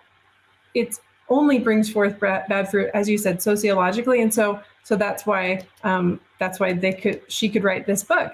But she doesn't connect it to Joseph Smith, of course. And again, that's where our LDS academics want to live. They want to live in this place of Joseph Smith did it, but they don't want to talk about this. I think that's kind of interesting. And I will say that the question of whether good polygamy is good or bad leads to good or bad fruits doesn't really weigh in on whether or not Joseph Smith did it, right? We can't connect those in an academic discussion, but what we can recognize that I would hope that more scholars and just people in general would recognize is that the belief that Joseph practiced polygamy contributes to the promulgation of polygamy in the fundamentalist, like I could say in the church body today. Like Tanya Toole, who is excellent, and she is a great advocate for people trying to escape polygamy or trying to recover from polygamy because it is destructive, it is bad, it does have bad fruits. She said to me, oh my gosh, if this were true, it would be huge. If I could help women and men understand that this actually didn't come from Joseph Smith and that it actually is like even the Joseph Smith piece alone, that was the one that she said would be huge. And so I think that just our common humanity demands us to take this evidence more seriously because there are people's lives and well-being still riding on this outcome. And for you to demean us and call us these names contributes to suffering, to ongoing suffering. There is a real humanitarian cost to this arrogance. And I think it's a shame. And I call on all historians and all just people involved in this discussion to do better. Because you just think it's a matter of we're right, they're wrong. We are telling you there is a discussion to be had here, and your refusal to look at it and your continual demeaning of us and calling us ridiculous contributes to people suffering in polygamy, to people more boldly, the polygamous leaders more boldly pronouncing how right they are and how wrong I am. I think other than one, every death threat that I have received has come from current polygamists. So it is a bad system, and you are being, I will just say straight up, all of you historians are being extremely irresponsible to keep promoting it in this way. You need to do better. I'm sorry I'm speaking strong, but it makes me really upset that they don't make these connections. And I'll also include the anti-Mormons in that. Like I've said, John DeLynn won't have me on the Tribune, wouldn't publish my article in response, right? Because the anti-Mormons also need to have Joseph be a polygamist. Everything is writing it on it to the extent of, like polygamists always did, erasing the suffering of polygamy, which we'll get to talking about a little bit later. You also need to do better. This is a shame, and you are responsible for what is happening. Karen, go ahead. So well said. And so I have to add this here. I don't know if you're going to talk about it later, but I really want to add it right here while you're talking about what this does to women right now. This hasn't changed. This did the same thing to the women who lived in polygamy in Brigham's time. And I want to read two of these because later, I like so much of what Brooke says in this. I like how she says we need to look at these sources and we need to weight them. And the part, were you going to cover Emma Smith? I don't know. Yes, that's the biggest part. Oh, I love it so much. And she's like, Emma totally denied it. And they're like, well, did she sometimes not deny it? And she's like, no, she denied it every single time. It's like so great. But she, then later she accuses deniers, these polygamy deniers, she accuses us of dismissing the testimonies of women. And I had to settle down for a second because I was like, are you kidding me right now? So she says, well, we have all these public writings from the polygamist women and they need to listen to these and stuff. And I'm like, yeah, we do have public writings from them and public speeches from them. And Brittany Nash, the historian, she talked about how she found that their public statements were like, oh yeah, it's all good, because they had to put on a happy face. And she attributed it to them wanting to bolster each other up, which you would, because you're just all so miserable. But anyway, in their private journals, however, it was a totally different story. Here's Emily Partridge, the one that forgot her, or that got her marriage date wrong. This is her diary late in life. My mind goes back to days gone by. And what do I find? Can I find anything so pleasant that I could wish to live it over again, or even to dwell upon it in thought with any degree of satisfaction? No, I cannot. My life has been like a panorama of disagreeable pictures. As I scan them over one by one, they bring no joy, and I invariably wind up in tears. I have been heart hungry all my life. And then she says, I mean, it's beautiful and it's right. It's so painful. But she says, some will understand what it is to be a woman, mother, or an unloved spiritual wife. And then 2 days later, she was again in a dark mood because the next day's journal entry, so 3 days after the first one, she talks about being in a dark mood the day before again. But she says, today I am looking for the bright spots. Although they may be few and far between, they should not be overlooked. It's heart-wrenching. And then here's Emmeline B. Wells.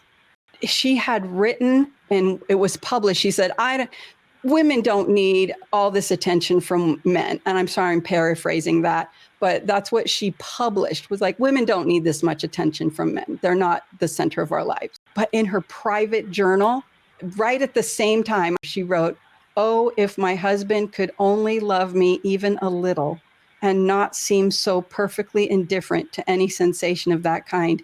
He cannot know the craving of my nature. He is surrounded with love on every side, and I am cast out. Oh, my poor aching heart, where shall it rest its burden? Only on the Lord, only to him can I look. Every other avenue seems closed against me. I have no one to go to for comfort or shelter, no strong arm to lean upon, no bosom bared for me, no protection or comfort in my husband. And when she said that we dismiss the words of women, I was like, we do not dismiss their words. They break our hearts. Don't you dare. Thank you so much for sharing that with so much emotion and compassion behind it, because I felt the exact same thing. And we'll talk about it going forward. When they are talking about silencing women, it is these women that they are silencing.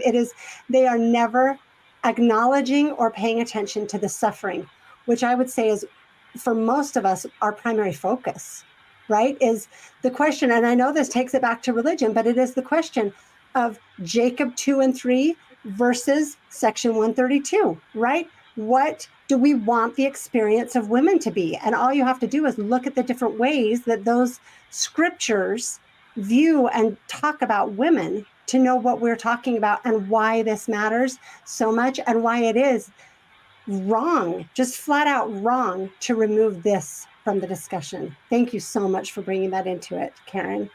That's so important. Yeah, go ahead, Whitney. So just on that same line, thank you for sharing that. It is exactly what you're saying. We care about women.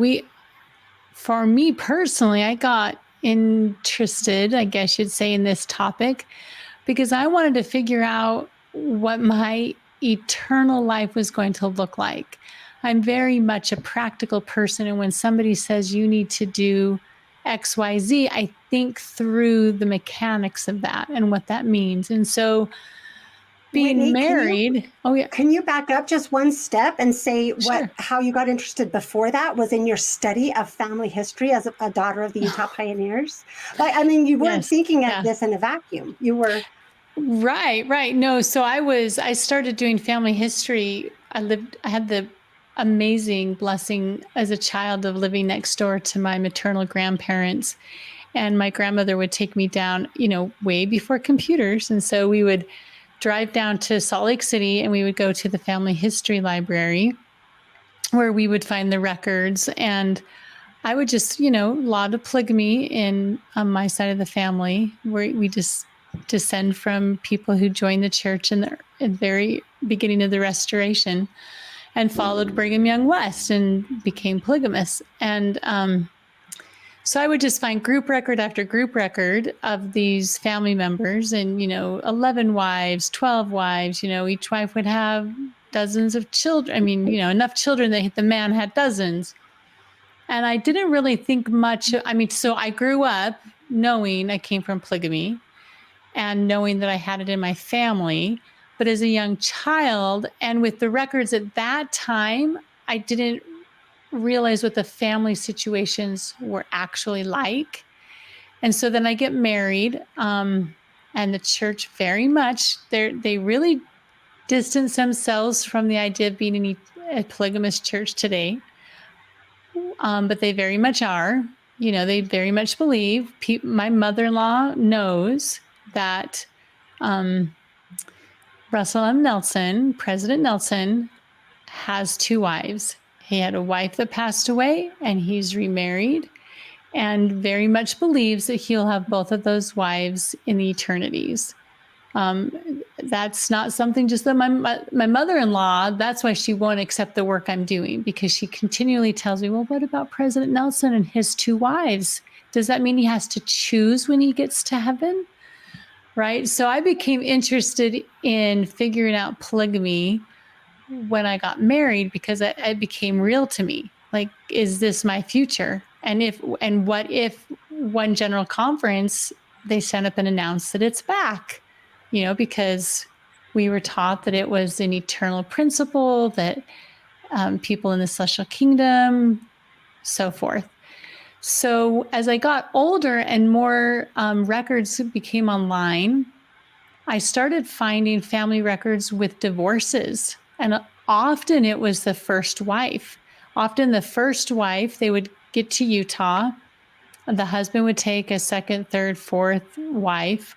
And the first wife would often, in my family anyway, would divorce the husband and move away with the children she had. And so I started seeing a lot more of the heartbreak. And I wasn't seeing so much of the blessings of polygamy that I'd been taught were there.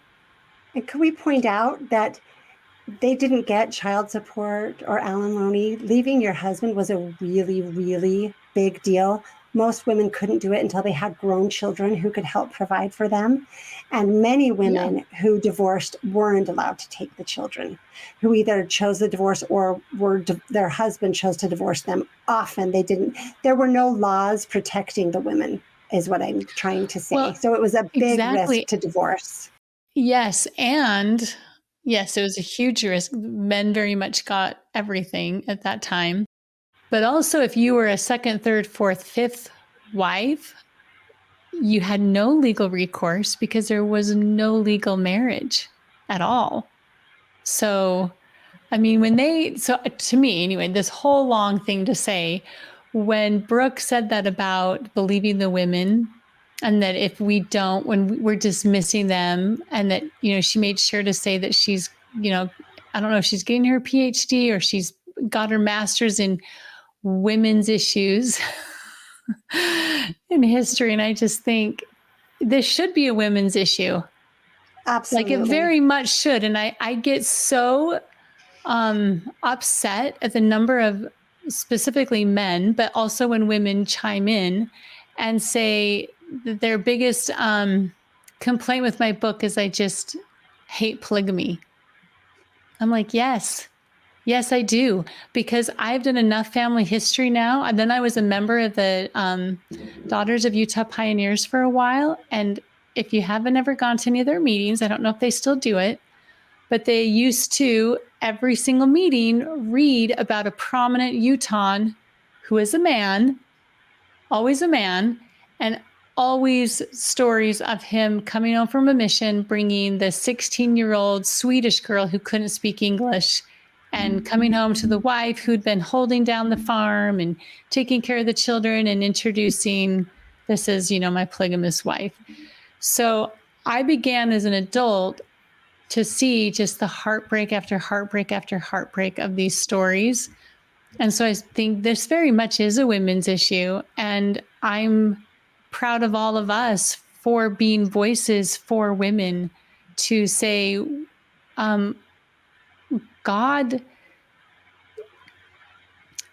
cares about us, and we are equal in every way to his sons, and we deserve to treat ourselves in that way and to help other women, to lift them up. One of the things I notice in Heber C. Kimmel's letters to his wife, Violet, in other early writings of these polygamous men, one of the ways I believe that they would manipulate the women into accepting polygamy was they would give them a false pride. They would do lots of building up and lots of manipulation. Heber and Violet's letters went from normal husband-wife letters to just pouring on the flattery and lots of, you're the most faithful woman, and I could only be able to take on all these wives that God wants me to because you are the one who allows me, and just false flattery. So let's cut out the false flattery and stop bringing on these women who have the credentials of women's issues, and actually let's really get down into true women's issues.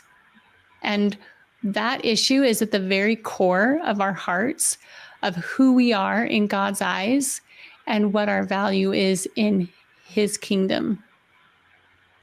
And so beautiful. It's a full distraction too from our actual purpose as women, because if you believe that men do have this authority to acquire women as possessions, right, that we are owned by them and so they can acquire us, then of course we're going to forever be subservient to them. There's no equality, and I'm not talking about doing the same thing, but the same value. I mean, this goes back to Genesis. In the book of Genesis, Eve is the Ezer Kenegdo, the help that is meet for Adam, that's equal to Adam. She provides that same salvific worth that he does. And so that's why it's so important. I mean, that's why you can see this is why spiritual forces work so hard against this being unveiled. Because once you unveil what polygamy really is, then you say to yourself, just a second, this is not of God at all. And in fact, I am much more than I thought that I was.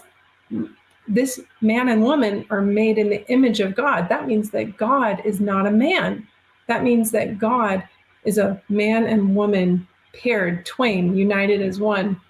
And it changes the entire landscape and changes everything about who we can become and who our divine nature is and who our divine destiny is.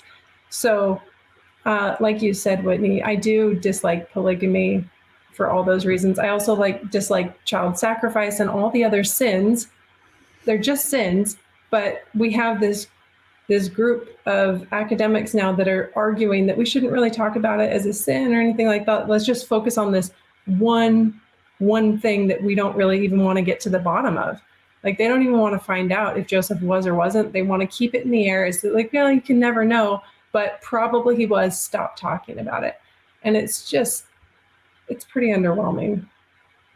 Okay, I love what you guys have been saying. I feel the need to acknowledge for any historians or scholars listening, I think we all recognize that discussing the harmful effects of polygamy on women's hearts and women's bodies and women's experiences is not evidence of whether or not Joseph was a polygamist. We all get that. What I am hoping that those people will take from this conversation is the weight and importance of this topic, that to separate it from any experiential consideration and claim it needs to be talked about only sort of in this like sterile setting of pure academic rigor, right? To do that is like talking about child sacrifice or child sex abuse in a similar way, right? We are asking for recognition and acceptance of that responsibility when you are discoursing on this topic. And when you silence women, I'm sorry, we are the leading women in this field. We're not the leading women in this field. We are the leading voices on this topic. I've been engaging with many historians who say we don't want to encourage what you're doing, and we don't want to treat you as viable. And so they are the ones actively right now, here today, silencing and dismissing women and saying our voices not only don't matter, but shouldn't be heard, while also saying we shouldn't talk about the effects of polygamy. They shouldn't weigh into the conversation at all, and refusing to look at our scholarly academic evidence of Joseph Smith's polygamy. I'm not saying that the harmful effects of polygamy are proof that Joseph wasn't a polygamist. But what I'm saying is the harmful effects of polygamy are an additional reason that you are obligated to look at the evidence that we are bringing forward and stop being so arrogant and dismissive to women who are studying this topic rigorously. Who is it that is silencing women? Who is it? And I will get to these topics, and we'll get to these quotes, but I'm actually offended that it's feminists, self-proclaimed feminists and feminist historians making the arguments that are made in this episode. But I want to continue on because there's so much more to discuss. Matt was talking about the contemporary sources we have, and so again, he's prioritizing contemporary sources. He acknowledges that there's a paucity of sources. And he, again, when he's talking about the contemporary sources, what he includes in his list are the Clayton diaries. We've already discussed those, right?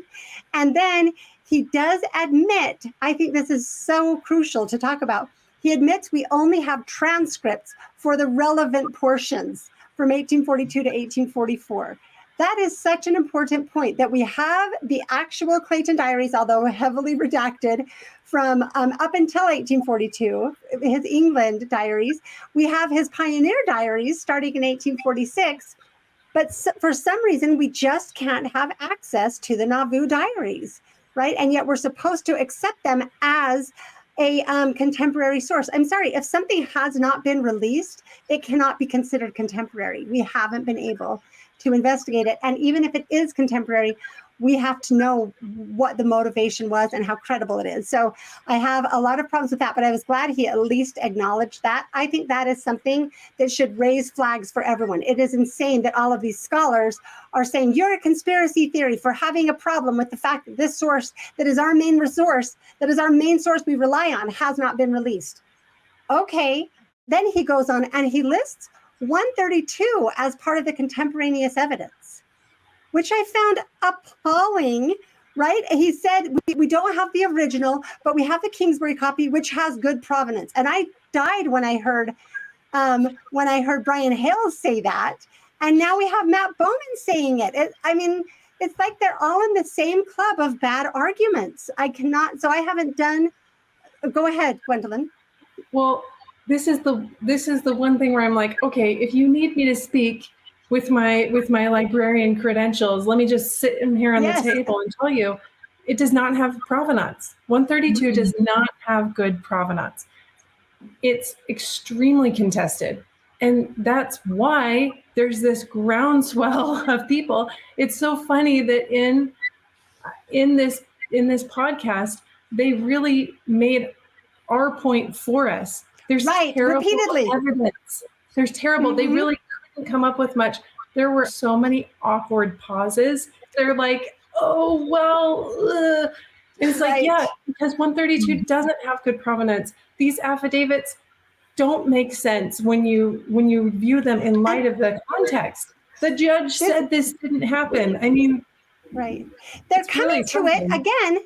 They're coming to it assuming that we don't know these sources. So this is why they lose so much credibility. And this is why we are winning this argument among anyone who's willing to look at it honestly and fairly, is because their arguments are terrible, right? So yeah, so the fact that the idea that 132 has good provenance cannot be stated matter-of-factly and factually as something we all need to accept. It needs to be vigorously debated, right? Like that deserves vigorous debate. That's what we are asking for. Yes, I will gladly vigorously debate that with a historian, or I'm sure any of you would as well. So let's stop making, so again, this is what he's listing as the contemporary sources. For some reason, they don't want to go to John Bennett and William Law, which I think would in some ways be more logical. I don't find those credible at all, right? But so those are the things that he lists. And then he says one more. Oh, and then he talks about the Whitney documents. And I'm going to skip over those for now because I was already almost ready to record my episode on that, or at least well into my outline when I stopped doing that in order to put together. I spent the last couple of days working on the response to this episode. So I'm going to save that discussion for later, other than this one clip I want to play, because he said something that was shocking to me. And I spent I wasted a ton of time looking for what he was talking about until I finally emailed him. And I was thankful that he answered my email. But again, this is a PhD historian. This information is going out there as coming from the experts, all of the information in this episode, which had a lot of false information. But this was one specific claim that I found very surprising. Now, again, there is a provenance issue with that revelation. The original is missing. We have a typescript that Newell Whitney's grandson, Orson Whitney, made in 1912 of the original. There is, though, a kind of a provenance there as well, though. We have sources describing the existence of this revelation back to 1842. So he's talking about the Whitney revelation, which I had studied already, but I've been studying much more deeply, getting ready for my episode. So when he said that we have sources speaking to the existence of it clear back to 1942, 18. I was shocked by that. 18, thank you.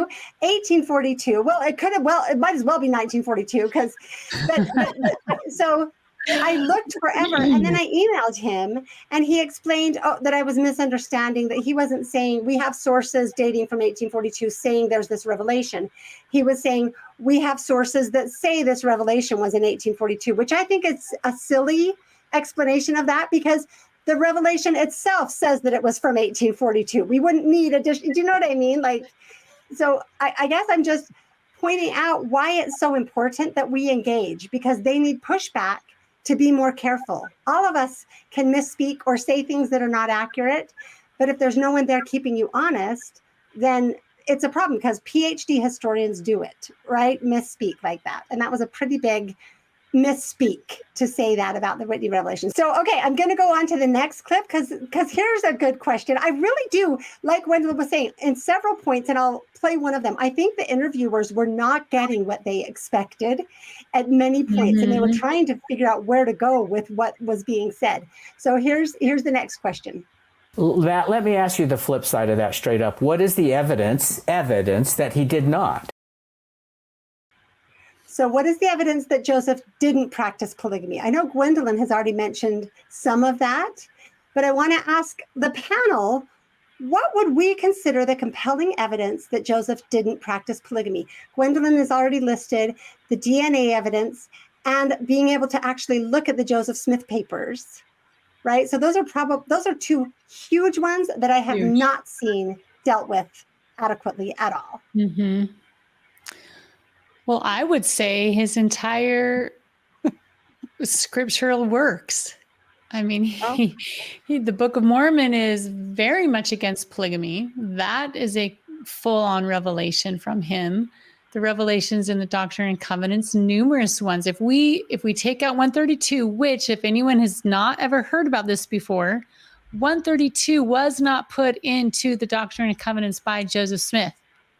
It was brought out of Brigham's drawer in 1852, and then added to the Doctrine and Covenants when the project began in 1876. And I think, Michelle, you said they sustained it in like 1880.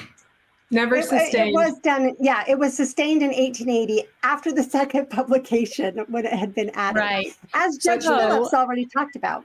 The revelation itself, though, was not sustained.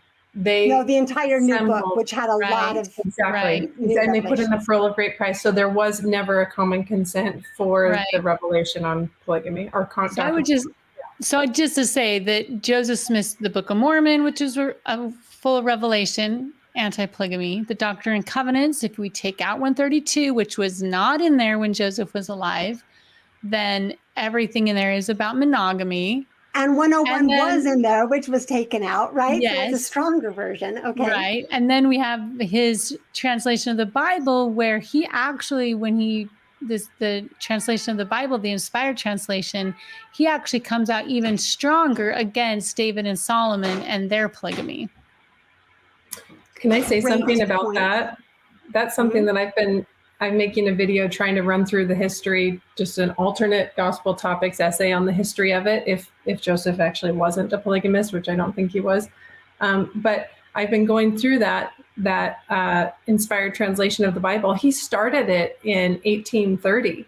And by 1831, he had already reached the middle of Genesis with Abraham, and he took a pause and then went to the New Testament, picked back up. But by July 1833, he was done with the inspired translation of the Bible. This is before any of the future polygamist leaders had even come into the church. But it wasn't all published then. He was trying to get it published throughout his life and ultimately was never able to get it published during his lifetime. So they didn't know what the contents of the inspired translation of the Bible were. And then Emma was the one who took it, protected it. Thank you, Emma.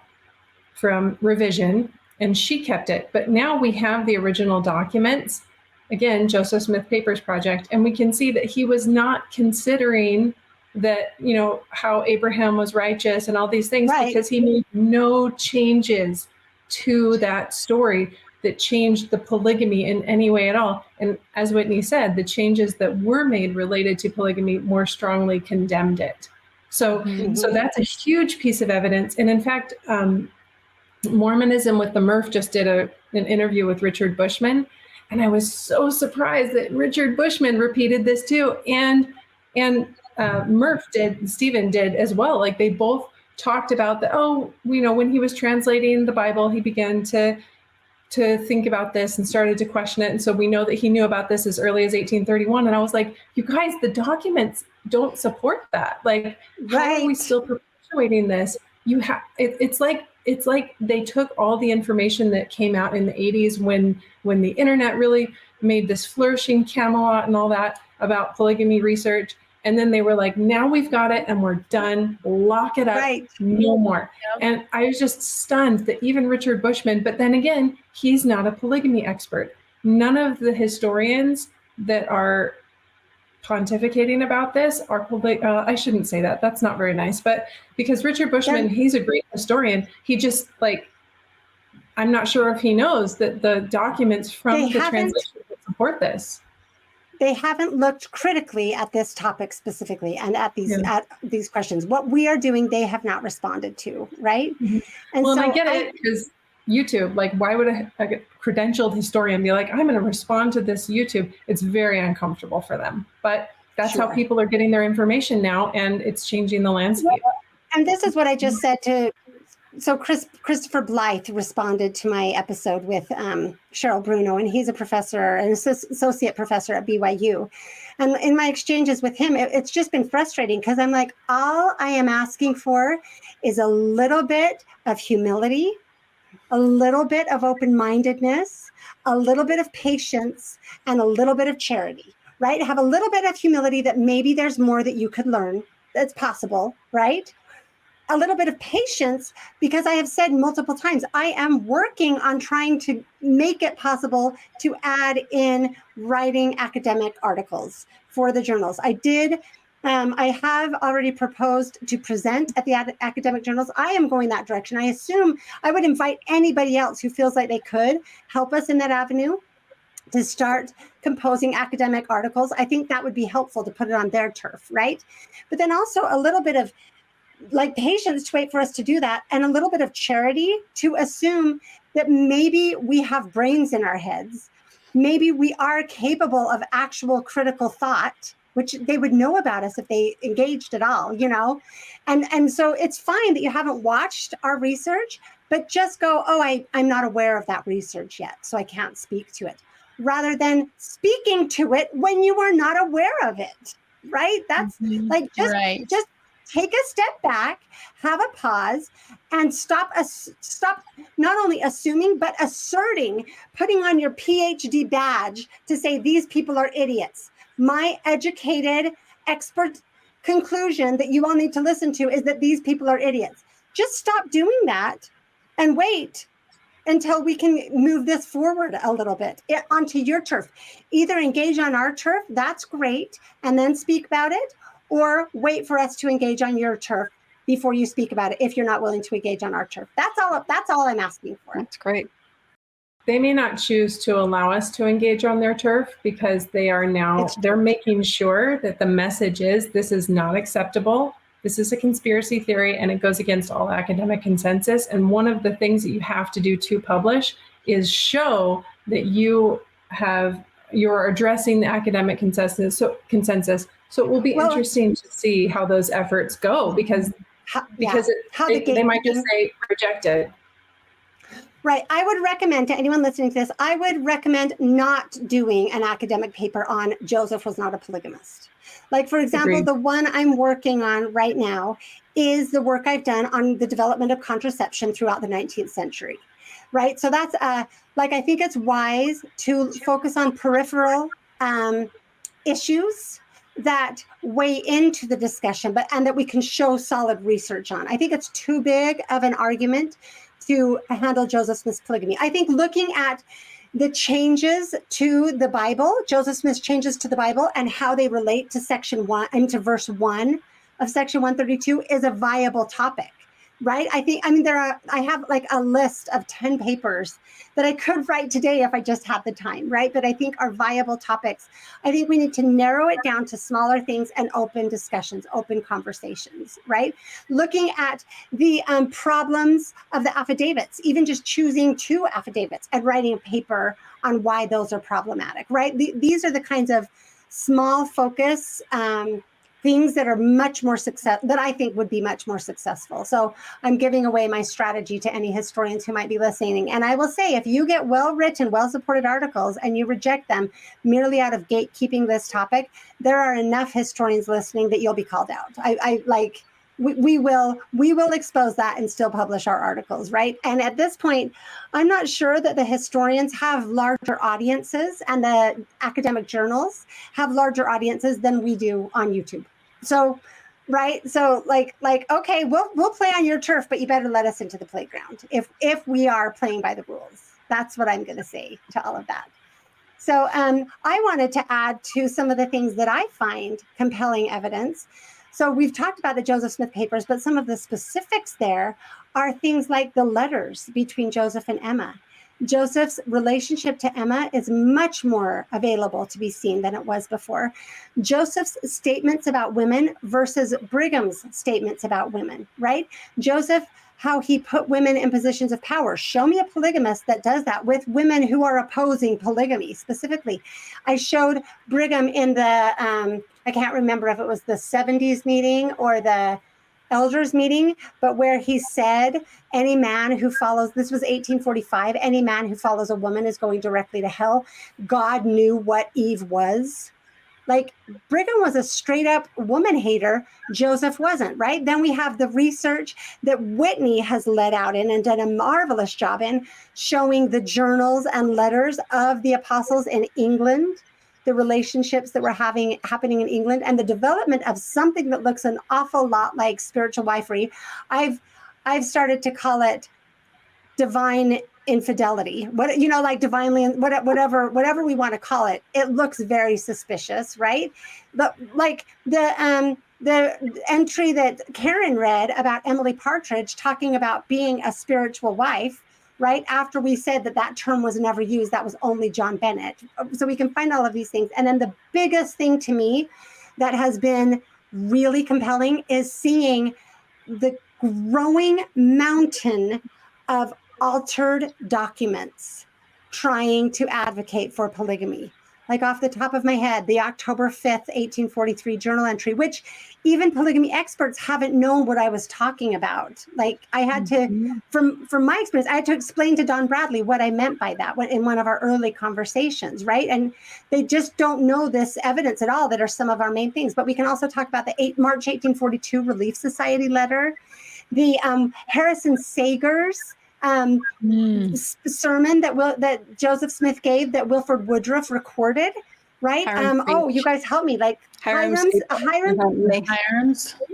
speech, and we could talk about more. So we have all of these altered documents that are really important, and then add to that the massive problems with the later testimonies, right? And like things, and then diving into things that seem like certain knowledge. If you know about the Whitney documents, like Ben said in his TikTok, like there's no question. All you have to know is the Whitney documents, and it's done. Until you actually dig into the Whitney documents and realize they're just like the October 5th sermon, right? I mean, the October 5th journal entry, right? And they're ignoring all the surrounding evidence. So anyway, those are some of the things I find compelling. Anything else that you guys want to add? So I want to clarify, just because I know there's new people watching you all the time, and I have friends that haven't really seen you yet, but they're interested. So I do want to clarify little things that I think can be said in a nutshell, just so that we're not talking in code to everybody who's not familiar. So the October 5th journal entry that you're talking about was Joseph's entry in his journal that says, "No man shall have but one wife." And then you can see on the Joseph Smith papers, the revisions made to that, where someone in a different hand has scribbled in, "unless the Lord commands otherwise." And it's like, wow. So that's just very briefly what you're talking about there. You mentioned Brigham pulling the revelation out of his desk. We've mentioned that a couple times. And I just want to read that quote really quick so that they know that we're not making that one up. On August 29th, 1852, Brigham is talking about, "You heard Brother Pratt state this morning that a revelation would be read this afternoon, which was given previous to Joseph's death. I am now ready to proclaim it. This revelation has been in my possession many years. I keep a patent lock on my desk, and there does not anything leak out that should not."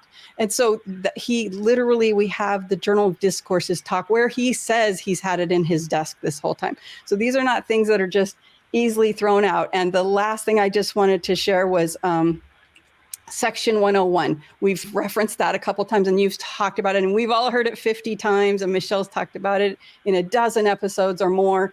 This is the original Doctrine and Covenants.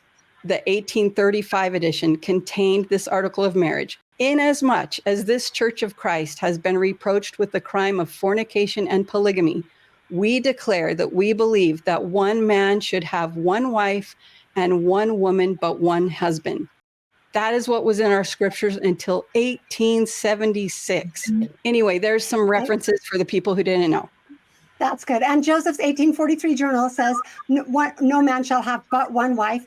Karen, you were just giving a little bit more flesh to those examples, and the Relief Society letter that Michelle mentioned, we've got it in the minute books, and it basically says that the letter said, the copied letter says, "Do not believe anything about a spiritual wife or polygamy, no matter who tells it to you. Prophets, seers, revelators, marshals, Lord mayors, all angels. These people. Angels, the devil himself." I think it says Lord Mayor, the devil.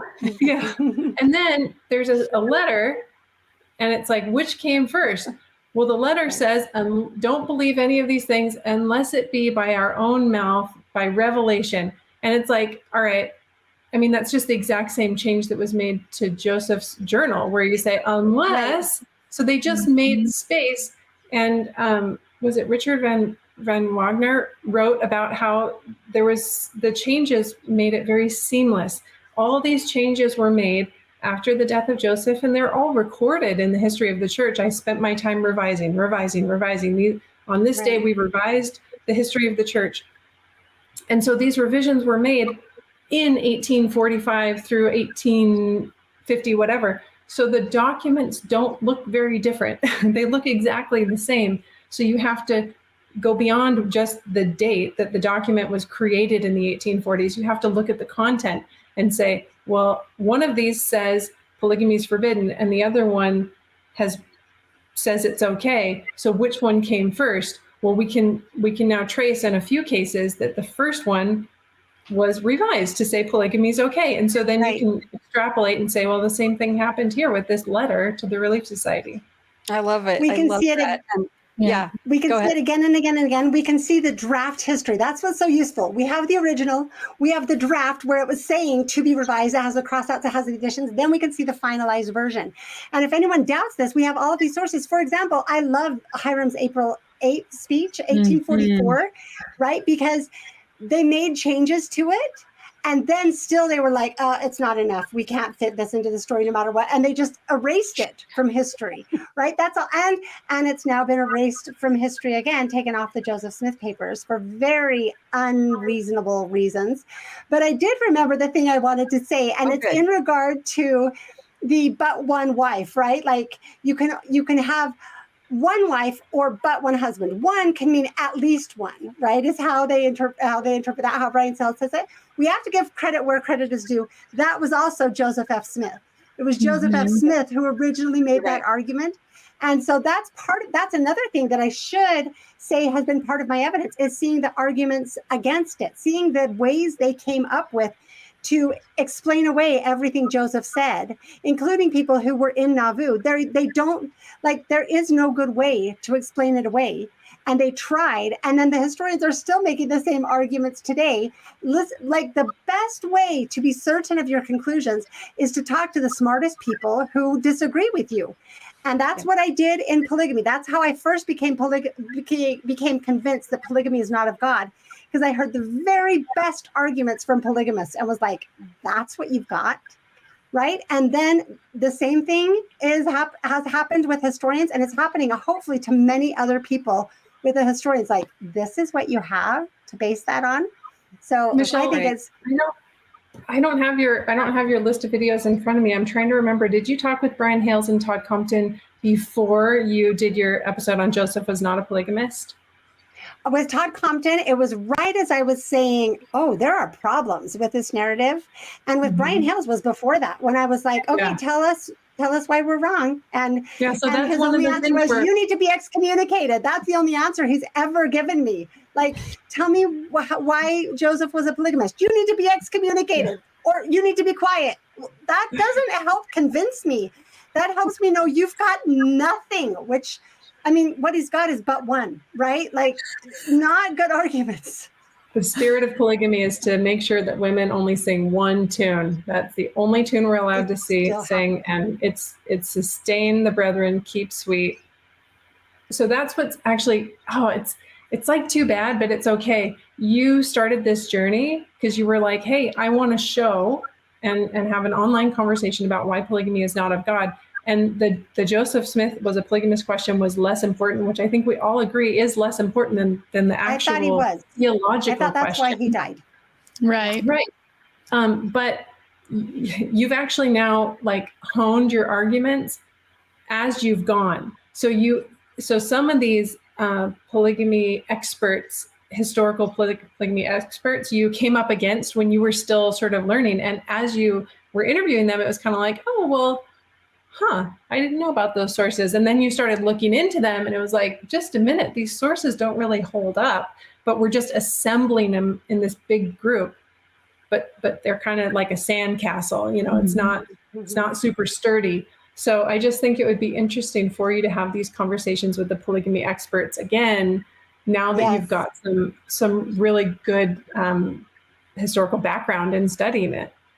So we have given a fulsome answer of what we find to be compelling evidence that Joseph didn't practice polygamy, right? But we'll go ahead and let Matt give his answers.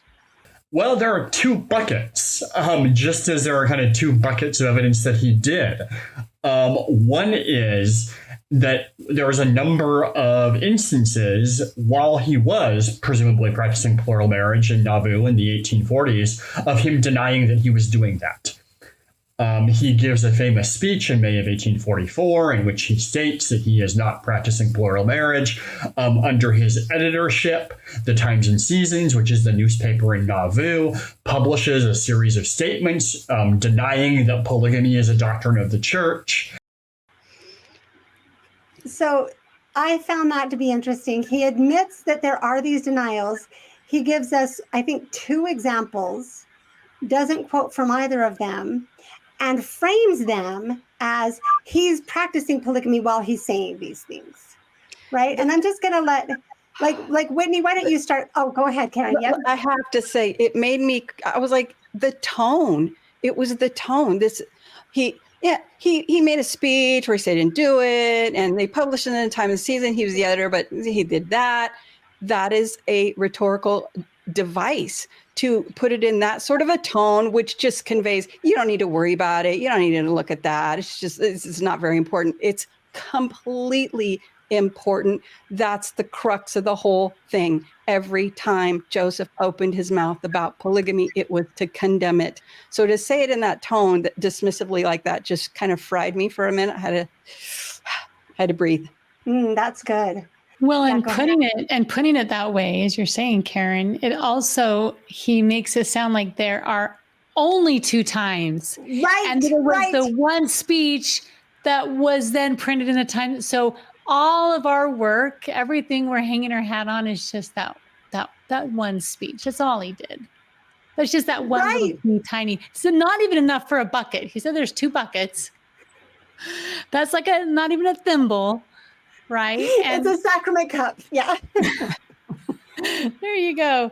So when I started doing the research that led me to writing my book, when I first had the thought to write a book to exonerate Joseph Smith, I was personally being affected within friends by the CES letter. And so when I first had that thought, I was thinking it was going to be a book that would encompass, maybe 1 chapter on polygamy, 1 chapter on the Book of Abraham, 1 chapter on, yada, yada. And so I thought, well, I'll start with polygamy. That's been a subject that I've been very interested in. And I had at that point, had finally come to the conclusion for myself that Joseph had never practiced polygamy. So I start gathering the little, thimble full of one talk. And it was one talk after another talk, after another talk, after another article, after another publication, after letter, personal letter. It ended up that was the entire book. Was just the evidence is, in my mind now, overwhelming. And so I believe that you have to make a conscious choice. And you have to make a choice of, if Joseph's constant denials, constantly teaching out against it, not just once, numerous times, court cases, he sued people for libel and slander and defamation who claimed he was doing polygamy numerous times.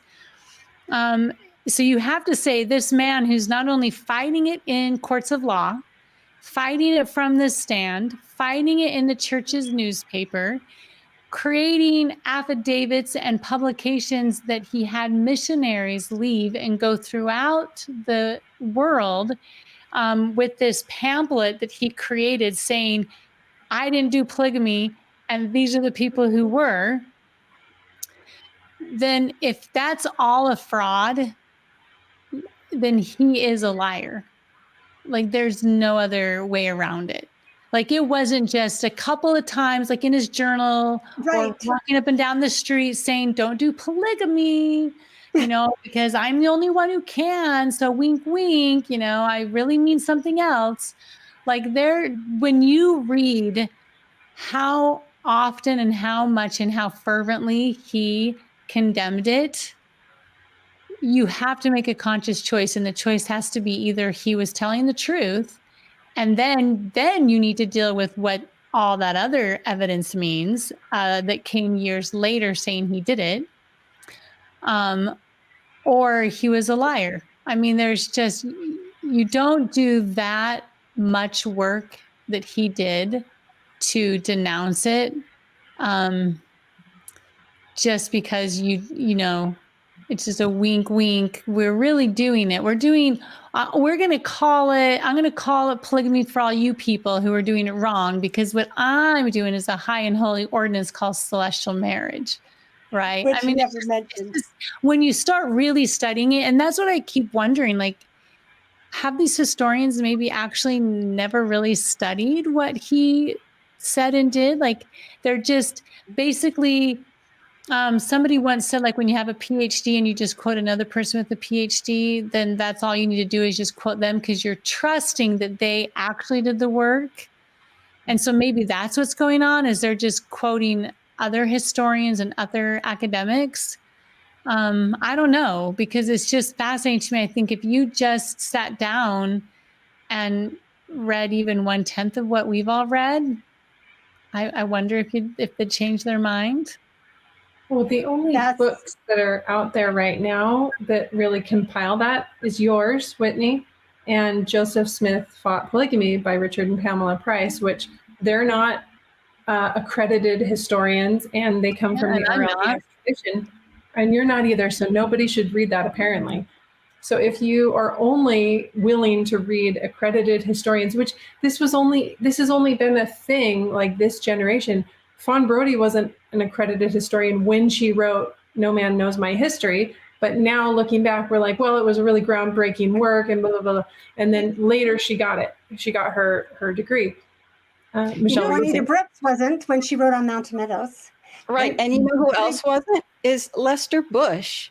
Lester Bush in 1973 wrote a very scholarly article detailing why the priesthood ban was not instigated by Joseph Smith. And President Kimball got a copy of that. Spencer W. Kimball didn't say, oh, he's not accredited, and threw it in the garbage. Like, he read it, and 5 years later, the ban is lifted. That is what I'm hoping for right now. Can we have a Lester Bush moment? You know, 4 little Lesters here and many more, you know? And so anyway, that's the hope, right? That's what we can hope for. I want to build on what Whitney was saying too. I want to add to it, because in addition to everything else, we have the excommunications, the people he brought up for church trial as well as government trial, the how he put Emma forward in her efforts to fight it, the entire establishment of the Relief Society, right? Like on and on and on. And so what I want to say, because I know some people may take issue with you saying you have to decide if Joseph Smith was telling the truth or not, and he was a liar. And they go, yeah, he was a liar. No, because again, moving this into the academic realm of the discussion, this is not good historical practice, right? We are making the determinations, like the historians are making the determinations they're making based on people's testimony, based on what people say happened, right? So we have Joseph Smith and Emma Smith. They, throughout their lives, tell a consistent story all the time, no variation in a very like you said, Whitney, I don't know what they could have done more to tell the truth on this, right? So to come to that and then fighting it in court and doing everything that they did, to come to that and just throw it all out, saying, oh, well, there are all these denials. I'll give you 2 examples, right? Dismissively. And that is an academic approach to history. I cannot, especially when they say we need to weigh the contemporary evidence more heavily. We need to weigh the firsthand evidence more heavily. We need to weigh the consistent evidence more heavily. I cannot understand for the life of me how they can claim, like it seems to me they are not practicing what they preach. It seems to me that this is a bad historical approach to this topic. I know that they think they have these couple of things, like the Clayton Diaries, which again, I'm sorry, like, and Section 132, you're going to weigh, like, you're going to put this much weight on those sources, right? Like, can we at least give equal weight to something like, oh, I don't know, that there's not a child, that we have all of these love letters between Joseph and Emma, that we have Whitehead, James Whitehead testifying that nobody else ever came for financial support, that there is no evidence. It's not just that there's a paucity of evidence. It's that there is nothing. There should be a lot of evidence of polygamy to this scale. There should be a lot of evidence. There's nothing other than these very questionable sources created by people who we know were trying to make the claim that Joseph was a polygamist in the face of them not having anything to show that Joseph was a polygamist, right? I guess I am appalled by how this is treated. It is not a good historical approach. I think it's interesting that Matt, when they say like, well, what is the evidence? He starts with with the testimonies, because it's like, the testimonies, I mean, they're really not evidence. They just fit a historical model. So you have to, if we're going to talk about historical models, when you put on the historical model of Joseph wasn't a polygamist, then all these testimonies make perfect sense. But as Whitney said, if you have a different historical model, the testimony simply means he's a liar, or I think that makes him a textbook sociopath. I mean, and that's why the CES letter is so effective, because they're like, look what the church says. If he was lying about all these things, then he's a terrible person, because you can't say this number of denials at this level of passion and bringing lawsuits and all these things, as you've said, and be a mentally stable, morally good person. Right. That's just, and it's not possible.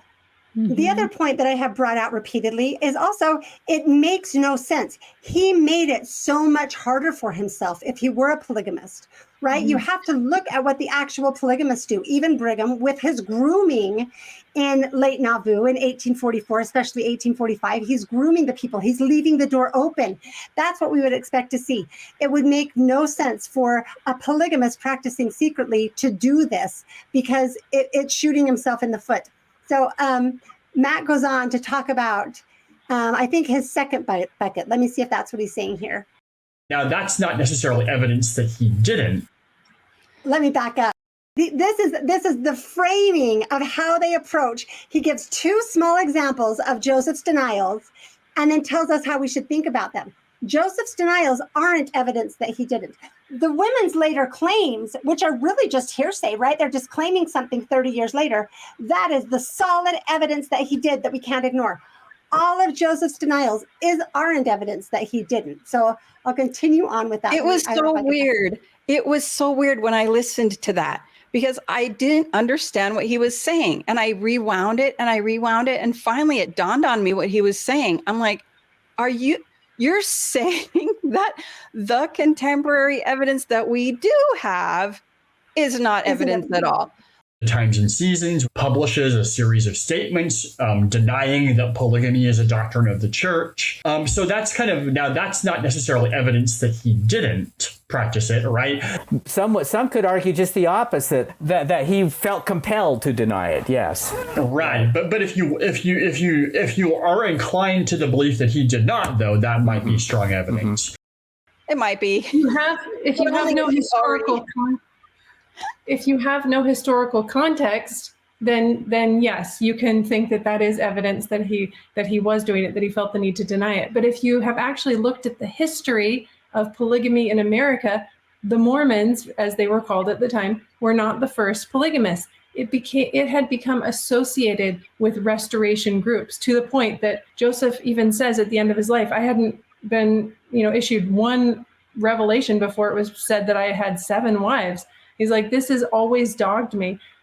Beside that, the Cochranites, who did practice spiritual wifery as a doctrine, as a restoration doctrine, had been gathered into the church. We have the evidence from Samuel Smith's and Orson Hyde's journals in 1831 that there was a belief in polygamy, and they called it spiritual wifery. They joined the church and they gathered to Zion, and then you've got these conferences in the location where all these people are in Saco, Maine. And within a couple of years, a year or two of this groundswell of converts from this area that had polygamists, now the church begins to be reproached with the crimes of fornication and polygamy. It's actually like a really straight line, but obviously polygamy is not like the topic of interest for the people having this discussion, because they don't know that at all, which is a shame. I think that especially the response from the interviewer, but even the statement, it exposes so much about this, because I find myself just going, what more could Joseph have possibly done? What could he possibly do that would exonerate him? Right? What could they do? He did everything in his power, but if all we do is approach it and go, well, he only said that because that, like, the fact that he said he didn't do it is just proof that he did it, right? Because of course he denied it. I'm going nuts. I can't even. I'm like, are you serious? Here's Joseph, like, it's an abomination. It's a crime. It's everything, and it's condemned. And he's like, well, I mean, if you already have the mindset that he didn't, then it's going to sound like that. What do you say to that? What do you say to that? I'm at a loss. I say, be better historians. This is terrible history. I think what they want, I think what they want is for Joseph to have been a mind reader. And if he wasn't a mind reader who was able to just somehow intuit that the traveling high council, when they went to England, had been converted to this doctrine of many wives and concubines, and then when they came back, began very quietly teaching it, then obviously he was in on it. Right. I know. Hiding it from him while he had all of those callings that you said, while he was in hiding, while he was in prison, he was supposed to know about it. While John Bennett, which had emerged separately, because John Bennett got there before the 12. So Joseph kept thinking, John Bennett's really caused me a lot of problems, and didn't realize that, guess who else is causing you problems? You've got some within your own circle who believe in this. It's just like, it's very strange. He found it out bit by bit, but there is truth to the fact that polygamy had to be hidden.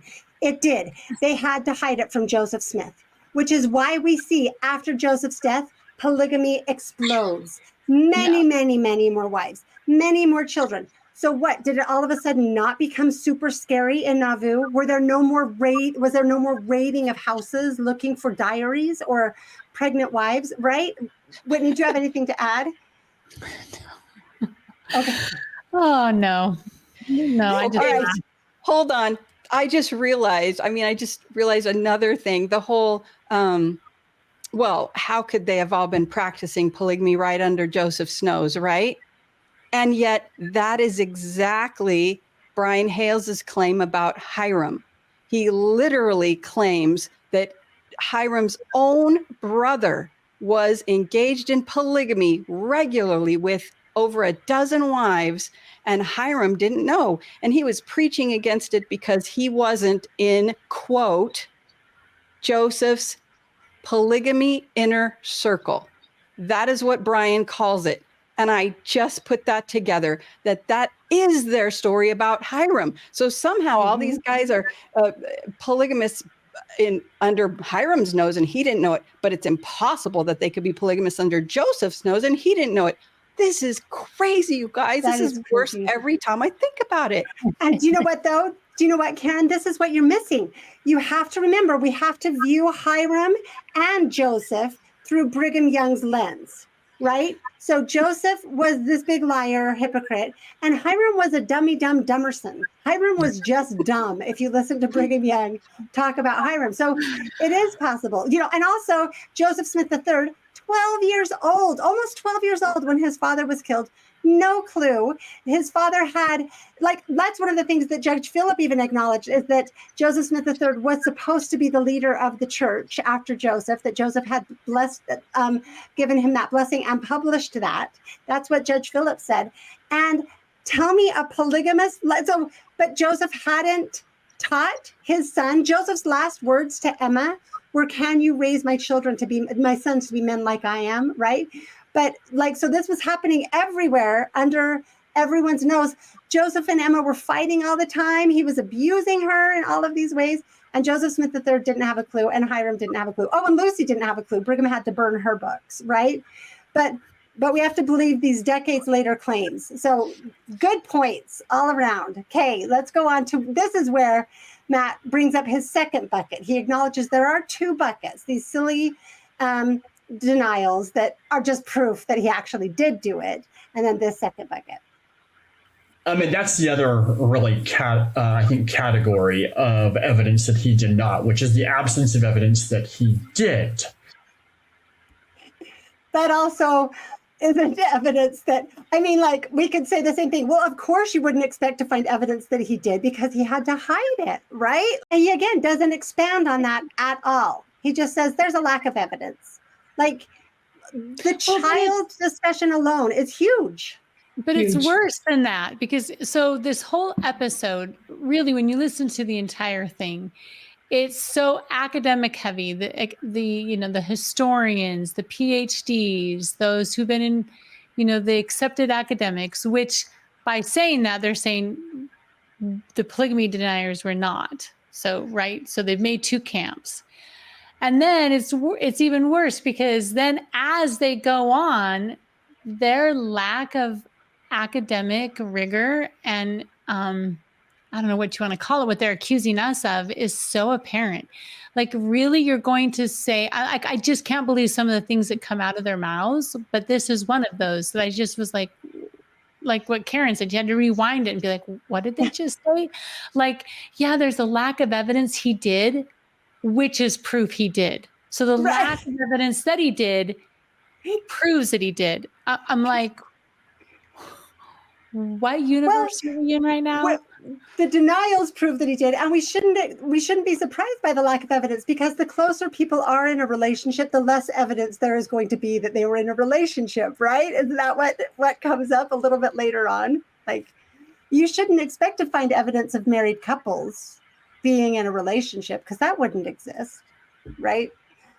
So yeah, that was, and I will add the things that we already discussed, like all of the evidence that he left out. We just went over all of it, but like all of the forgeries, the correspondence between him and Emma, I mean, on and on and on. But then Brooke at least jumps in and adds a third category that I think is very important. But the other kind of main thing, the main evidence, if you will, that he didn't practice polygamy is that his wife, Emma Smith, denied that he practiced polygamy for the rest of his life. And so that is the other, like, if you want to believe Joseph Smith's public speeches and if you want to believe Emma, then they both claim that he never practiced polygamy. Yeah, except a couple of things. She misspoke there. It was actually until the end of her life, not his life. I'm sure it was just a misspeak. But what I found shocking there too is, again, if you want to believe this way, then you might find that to be compelling evidence. Like, this is the safe zone of academia, is that you can't ever know things for sure, because then that knowing something for sure is like knowing God, right? We don't know for sure. We can't know for sure. It just is much more comfortable for them.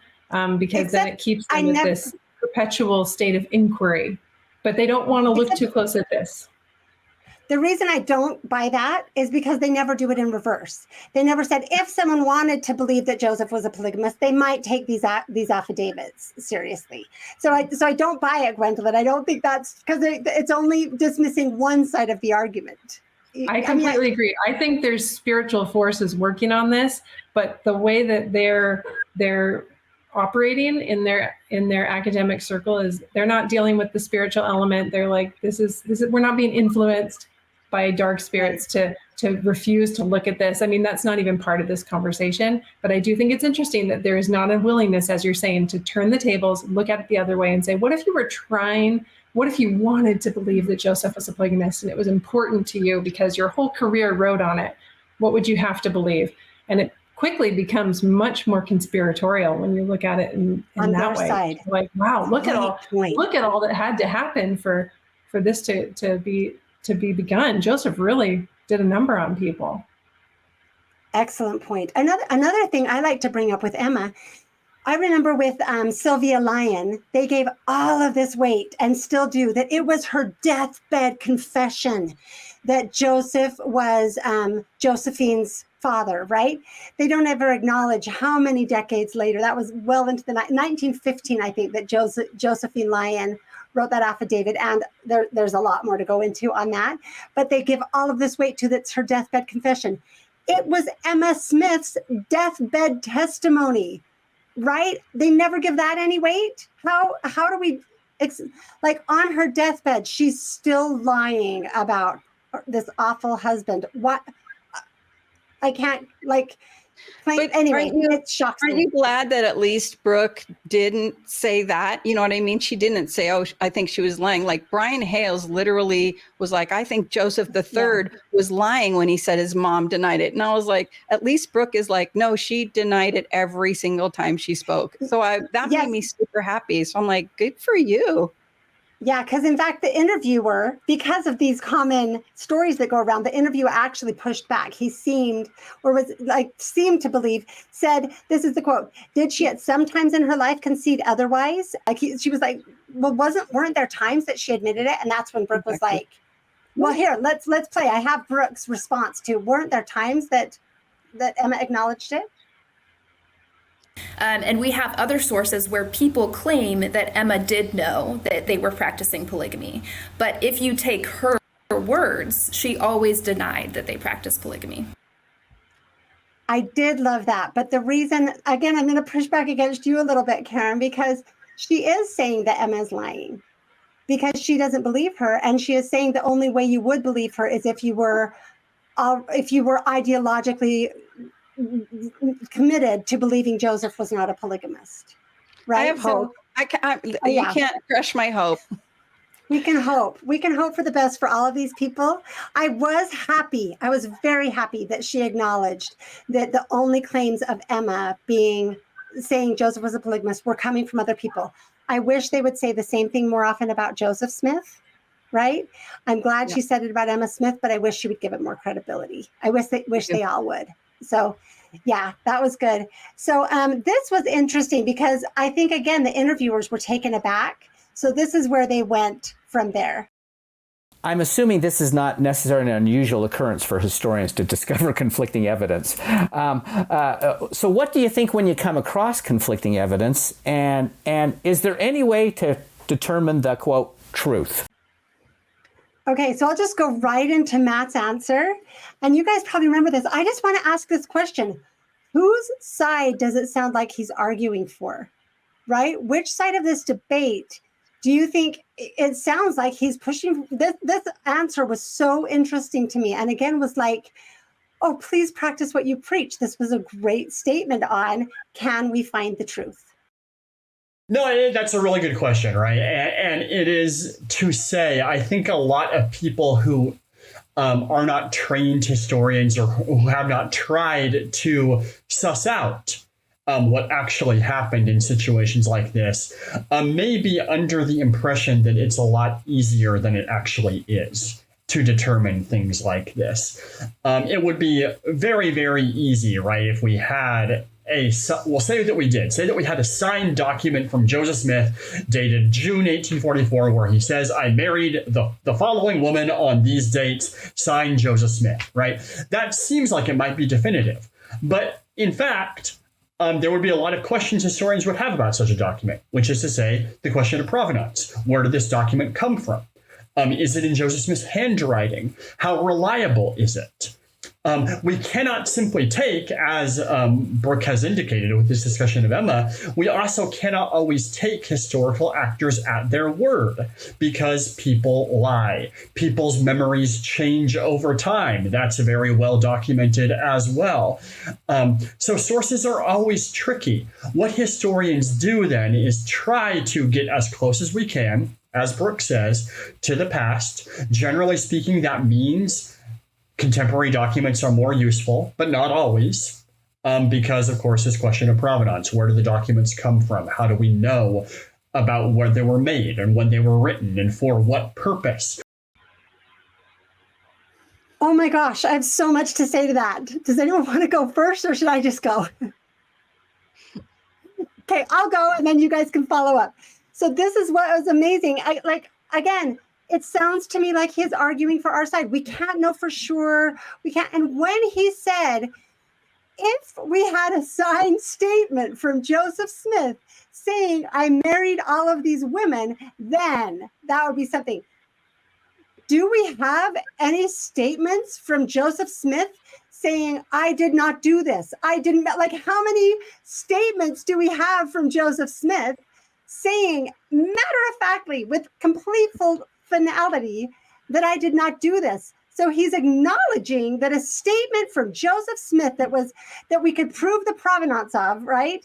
That would be definitive. And yet, help me with that.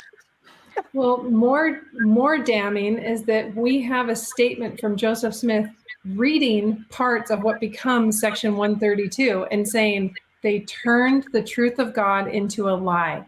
He said, reading the affidavits from the Nauvoo expositor, which then later we find in Section 132, and which now many historians say, well, this is evidence that Section 132 existed and Joseph wrote it and blah, blah, blah. And it's like, well, he actually denied writing it. He had it in his hands and he said, this portion of what's claimed to be from the revelation that I had, this isn't what I had. I had something different. So it's really incredible. This entire thing is so incredible. I really feel like Brooke does seem to know what's going on. She seems like she's done a little or a fair amount of homework on this. I don't think polygamy is Matt's thing, and it really shows. Right. We'll go on to the next clip. Can I mention one other thing, Michelle? This is where I think they really lose ground, is because, again, they will not address the larger issue, which is what's bringing people to this, where people have come to know for themselves that polygamy is not of God, right? And so when they say, well, how can we know what's true? Is there any way to know what's true? It's like, yeah, I think there was a scripture, if anyone lacks wisdom, let him ask of God, that giveth to all men liberally and upbraideth not, and it shall be given him. I think there is a way to know truth. And people today are really grabbing onto that and saying, hang on, I can know what's true. And then that's what happened with me. I know, Whitney, that's what happened with you. You found out, and Michelle, you too. Karen, I'm assuming you're in this boat as well. We found out polygamy was not of God because we went to God. And once you know, then you become a lot more open-minded to saying, hold on, then what happened? Because all these men testified, and women testified, that polygamy was of God, and it was the highest and holiest form of marriage, and it's the true nature of God and the only religion practiced in heaven. So once God has revealed to you that they were wrong, they were just wrong, then it opens your mind to say, well, who else was wrong and how were they wrong? And so if you're not willing to accept that there is a legitimate way to find truth. Again, it's like these two opposing things, right? Polygamy is not of God, and Joseph wasn't a polygamist, and they are separate, but they interconnect in important ways. So it's interesting that Matt doesn't seem to want to address the larger issue, and then with the more localized issue of, was Joseph a polygamist, he kind of doesn't seem to know the research at all. And I will answer your question. That's not how I came to it. So I always trusted that it would be okay. I knew God loved me. I never questioned that he loved me, and I never thought that polygamy meant he didn't love me. So I had a different take than you guys did, And I was like, it seems Karen, that was me too. That was me too. Yeah, I was fully converted. Right. And I was like, well, and I never thought it was good, but so I'm somewhere in between, right? And it was like, but like Lisa and Heather, I could really that episode you did with Lisa and Heather, Why It Matters. Why It Matters. Yep. Yeah, I could relate. That's who I related to, because I was like, yeah, I trusted. I knew that it would, whatever God decrees is going to be fine. I'm not going to get to the other side and be like, what? He would either help me understand something that just is completely puzzling here or whatever. But I watched Rob Fotheringham's video, which I know a lot of people have, called Who Was the First Polygamist, Brigham or Joseph? And he had all the receipts. He was like, here's what Brigham said. Here's what Joseph said. And I was like, what?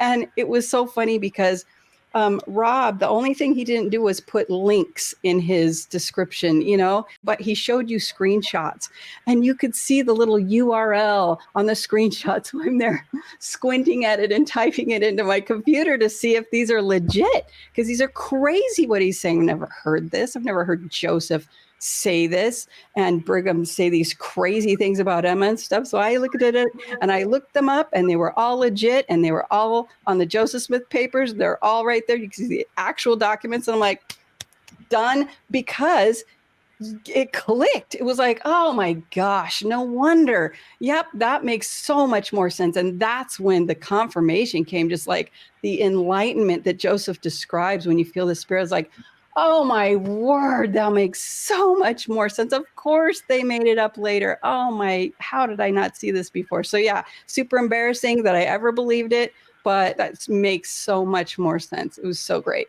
I love that. I love that we have both sides represented. I think Gwendolyn, you also came to it because I remember when you reached out to me and you were like, oh my gosh, you were writing a paper on polygamy, still thinking it was of God, still thinking it was of Joseph Smith, trying to make it make sense until your mind opened to this other perspective. That's my, but so I think that the Lord I knew it wasn't of God, but I thought God allowed it by that point. Okay. But I still totally assumed that Joseph was a polygamist, and I was like, none of that really makes sense to me. But then again, God allows people on earth, and maybe it was just kind of a temporal thing that God even, I don't know. I wasn't like, when you came out, I was like, oh duh, it's not of God at all. Like, not just in eternity, but also here. And so that was what clicked for me, because I knew, I'm like, this is not the nature of God. It's not part of God's eternal plan. But in a fallen world, sometimes things have to happen to make stuff work.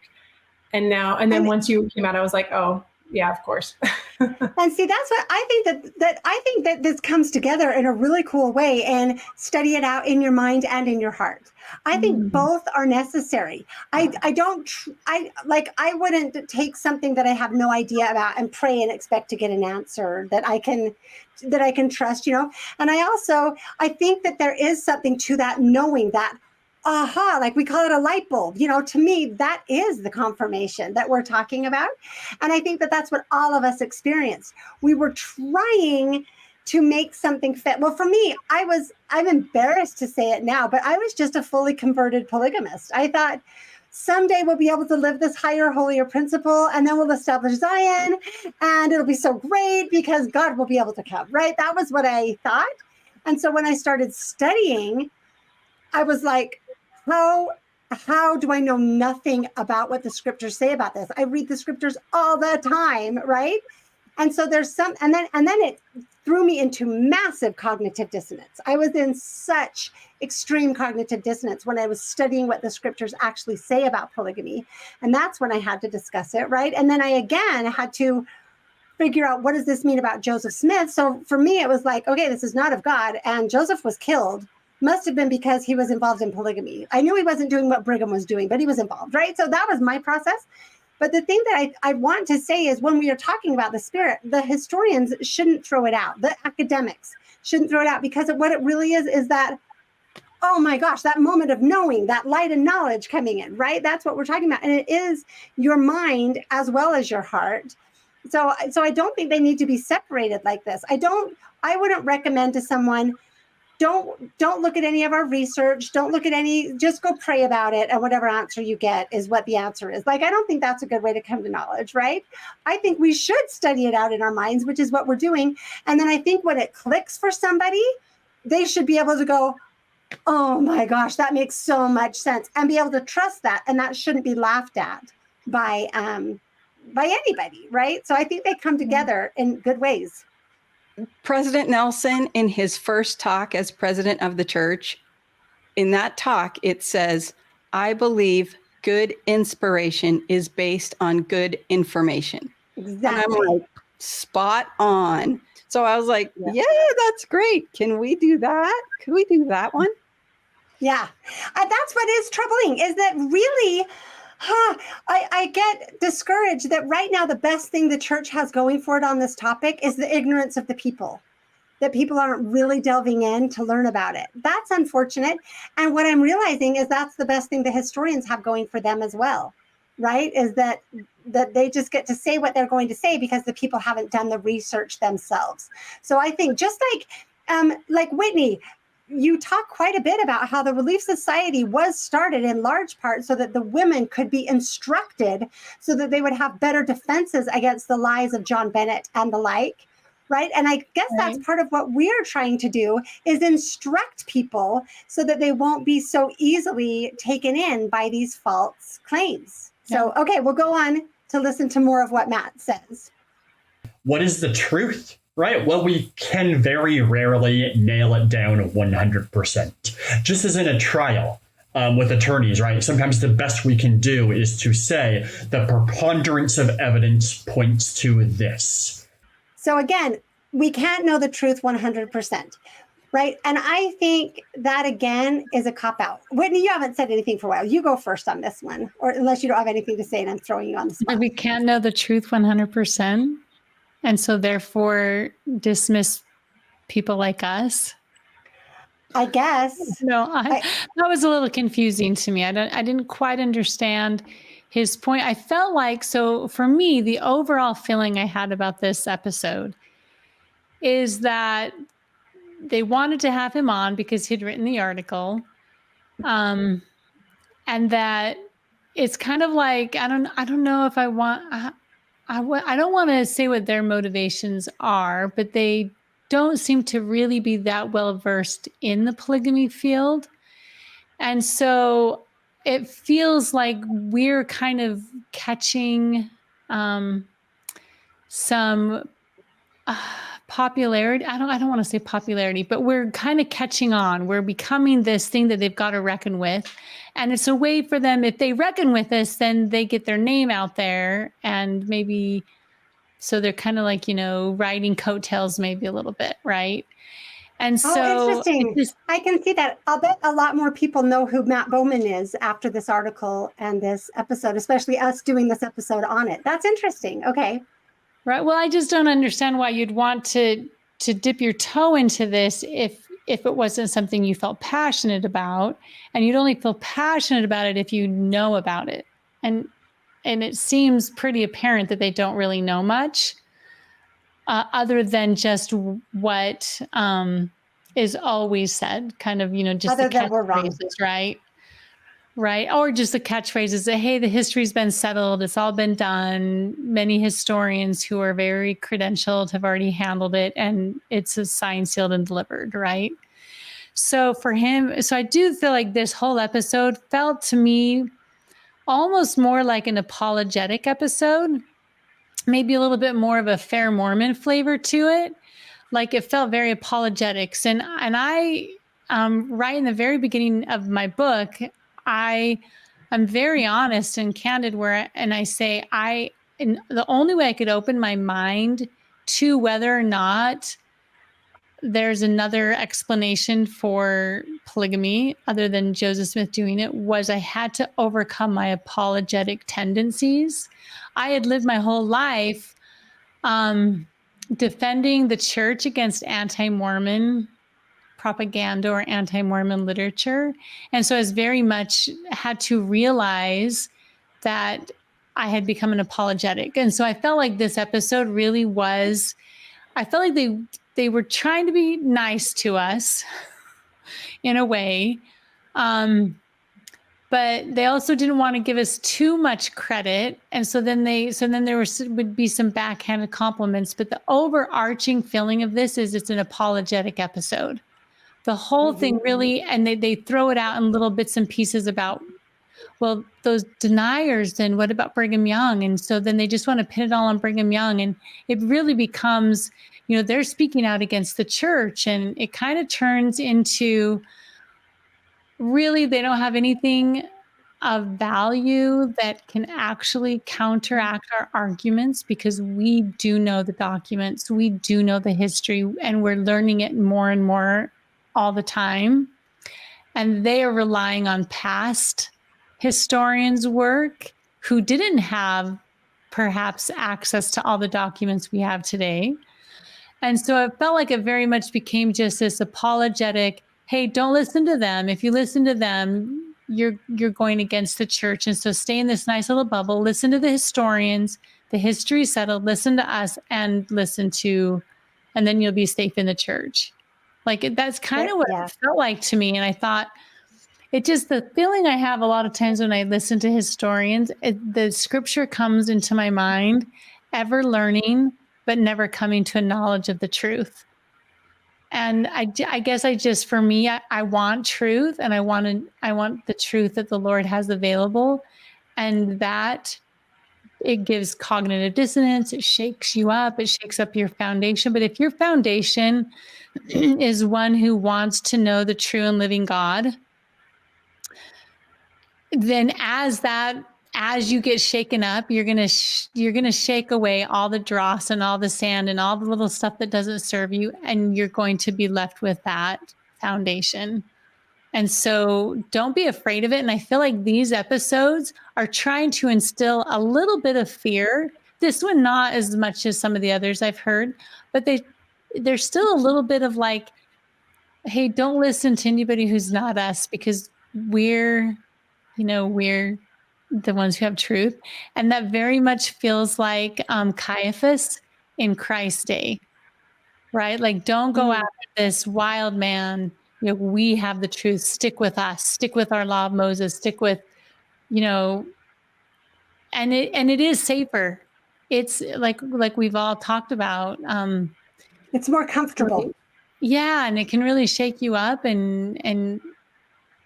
but I guess at the end of the day, you got to decide, what do you want? Like Gwendolyn, I love that you brought up that, the scripture, if any of you lack wisdom.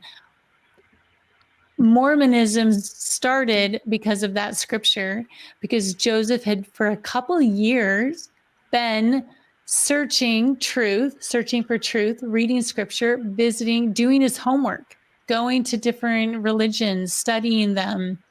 It wasn't just like in the way it's laid out. It's like, oh, I had a question, and the next day I went and prayed. It wasn't that way at all. It was a couple of years of him searching and seeking and studying, and then reading that scripture. He was like, I have no other recourse but to ask God, because I can't figure it out.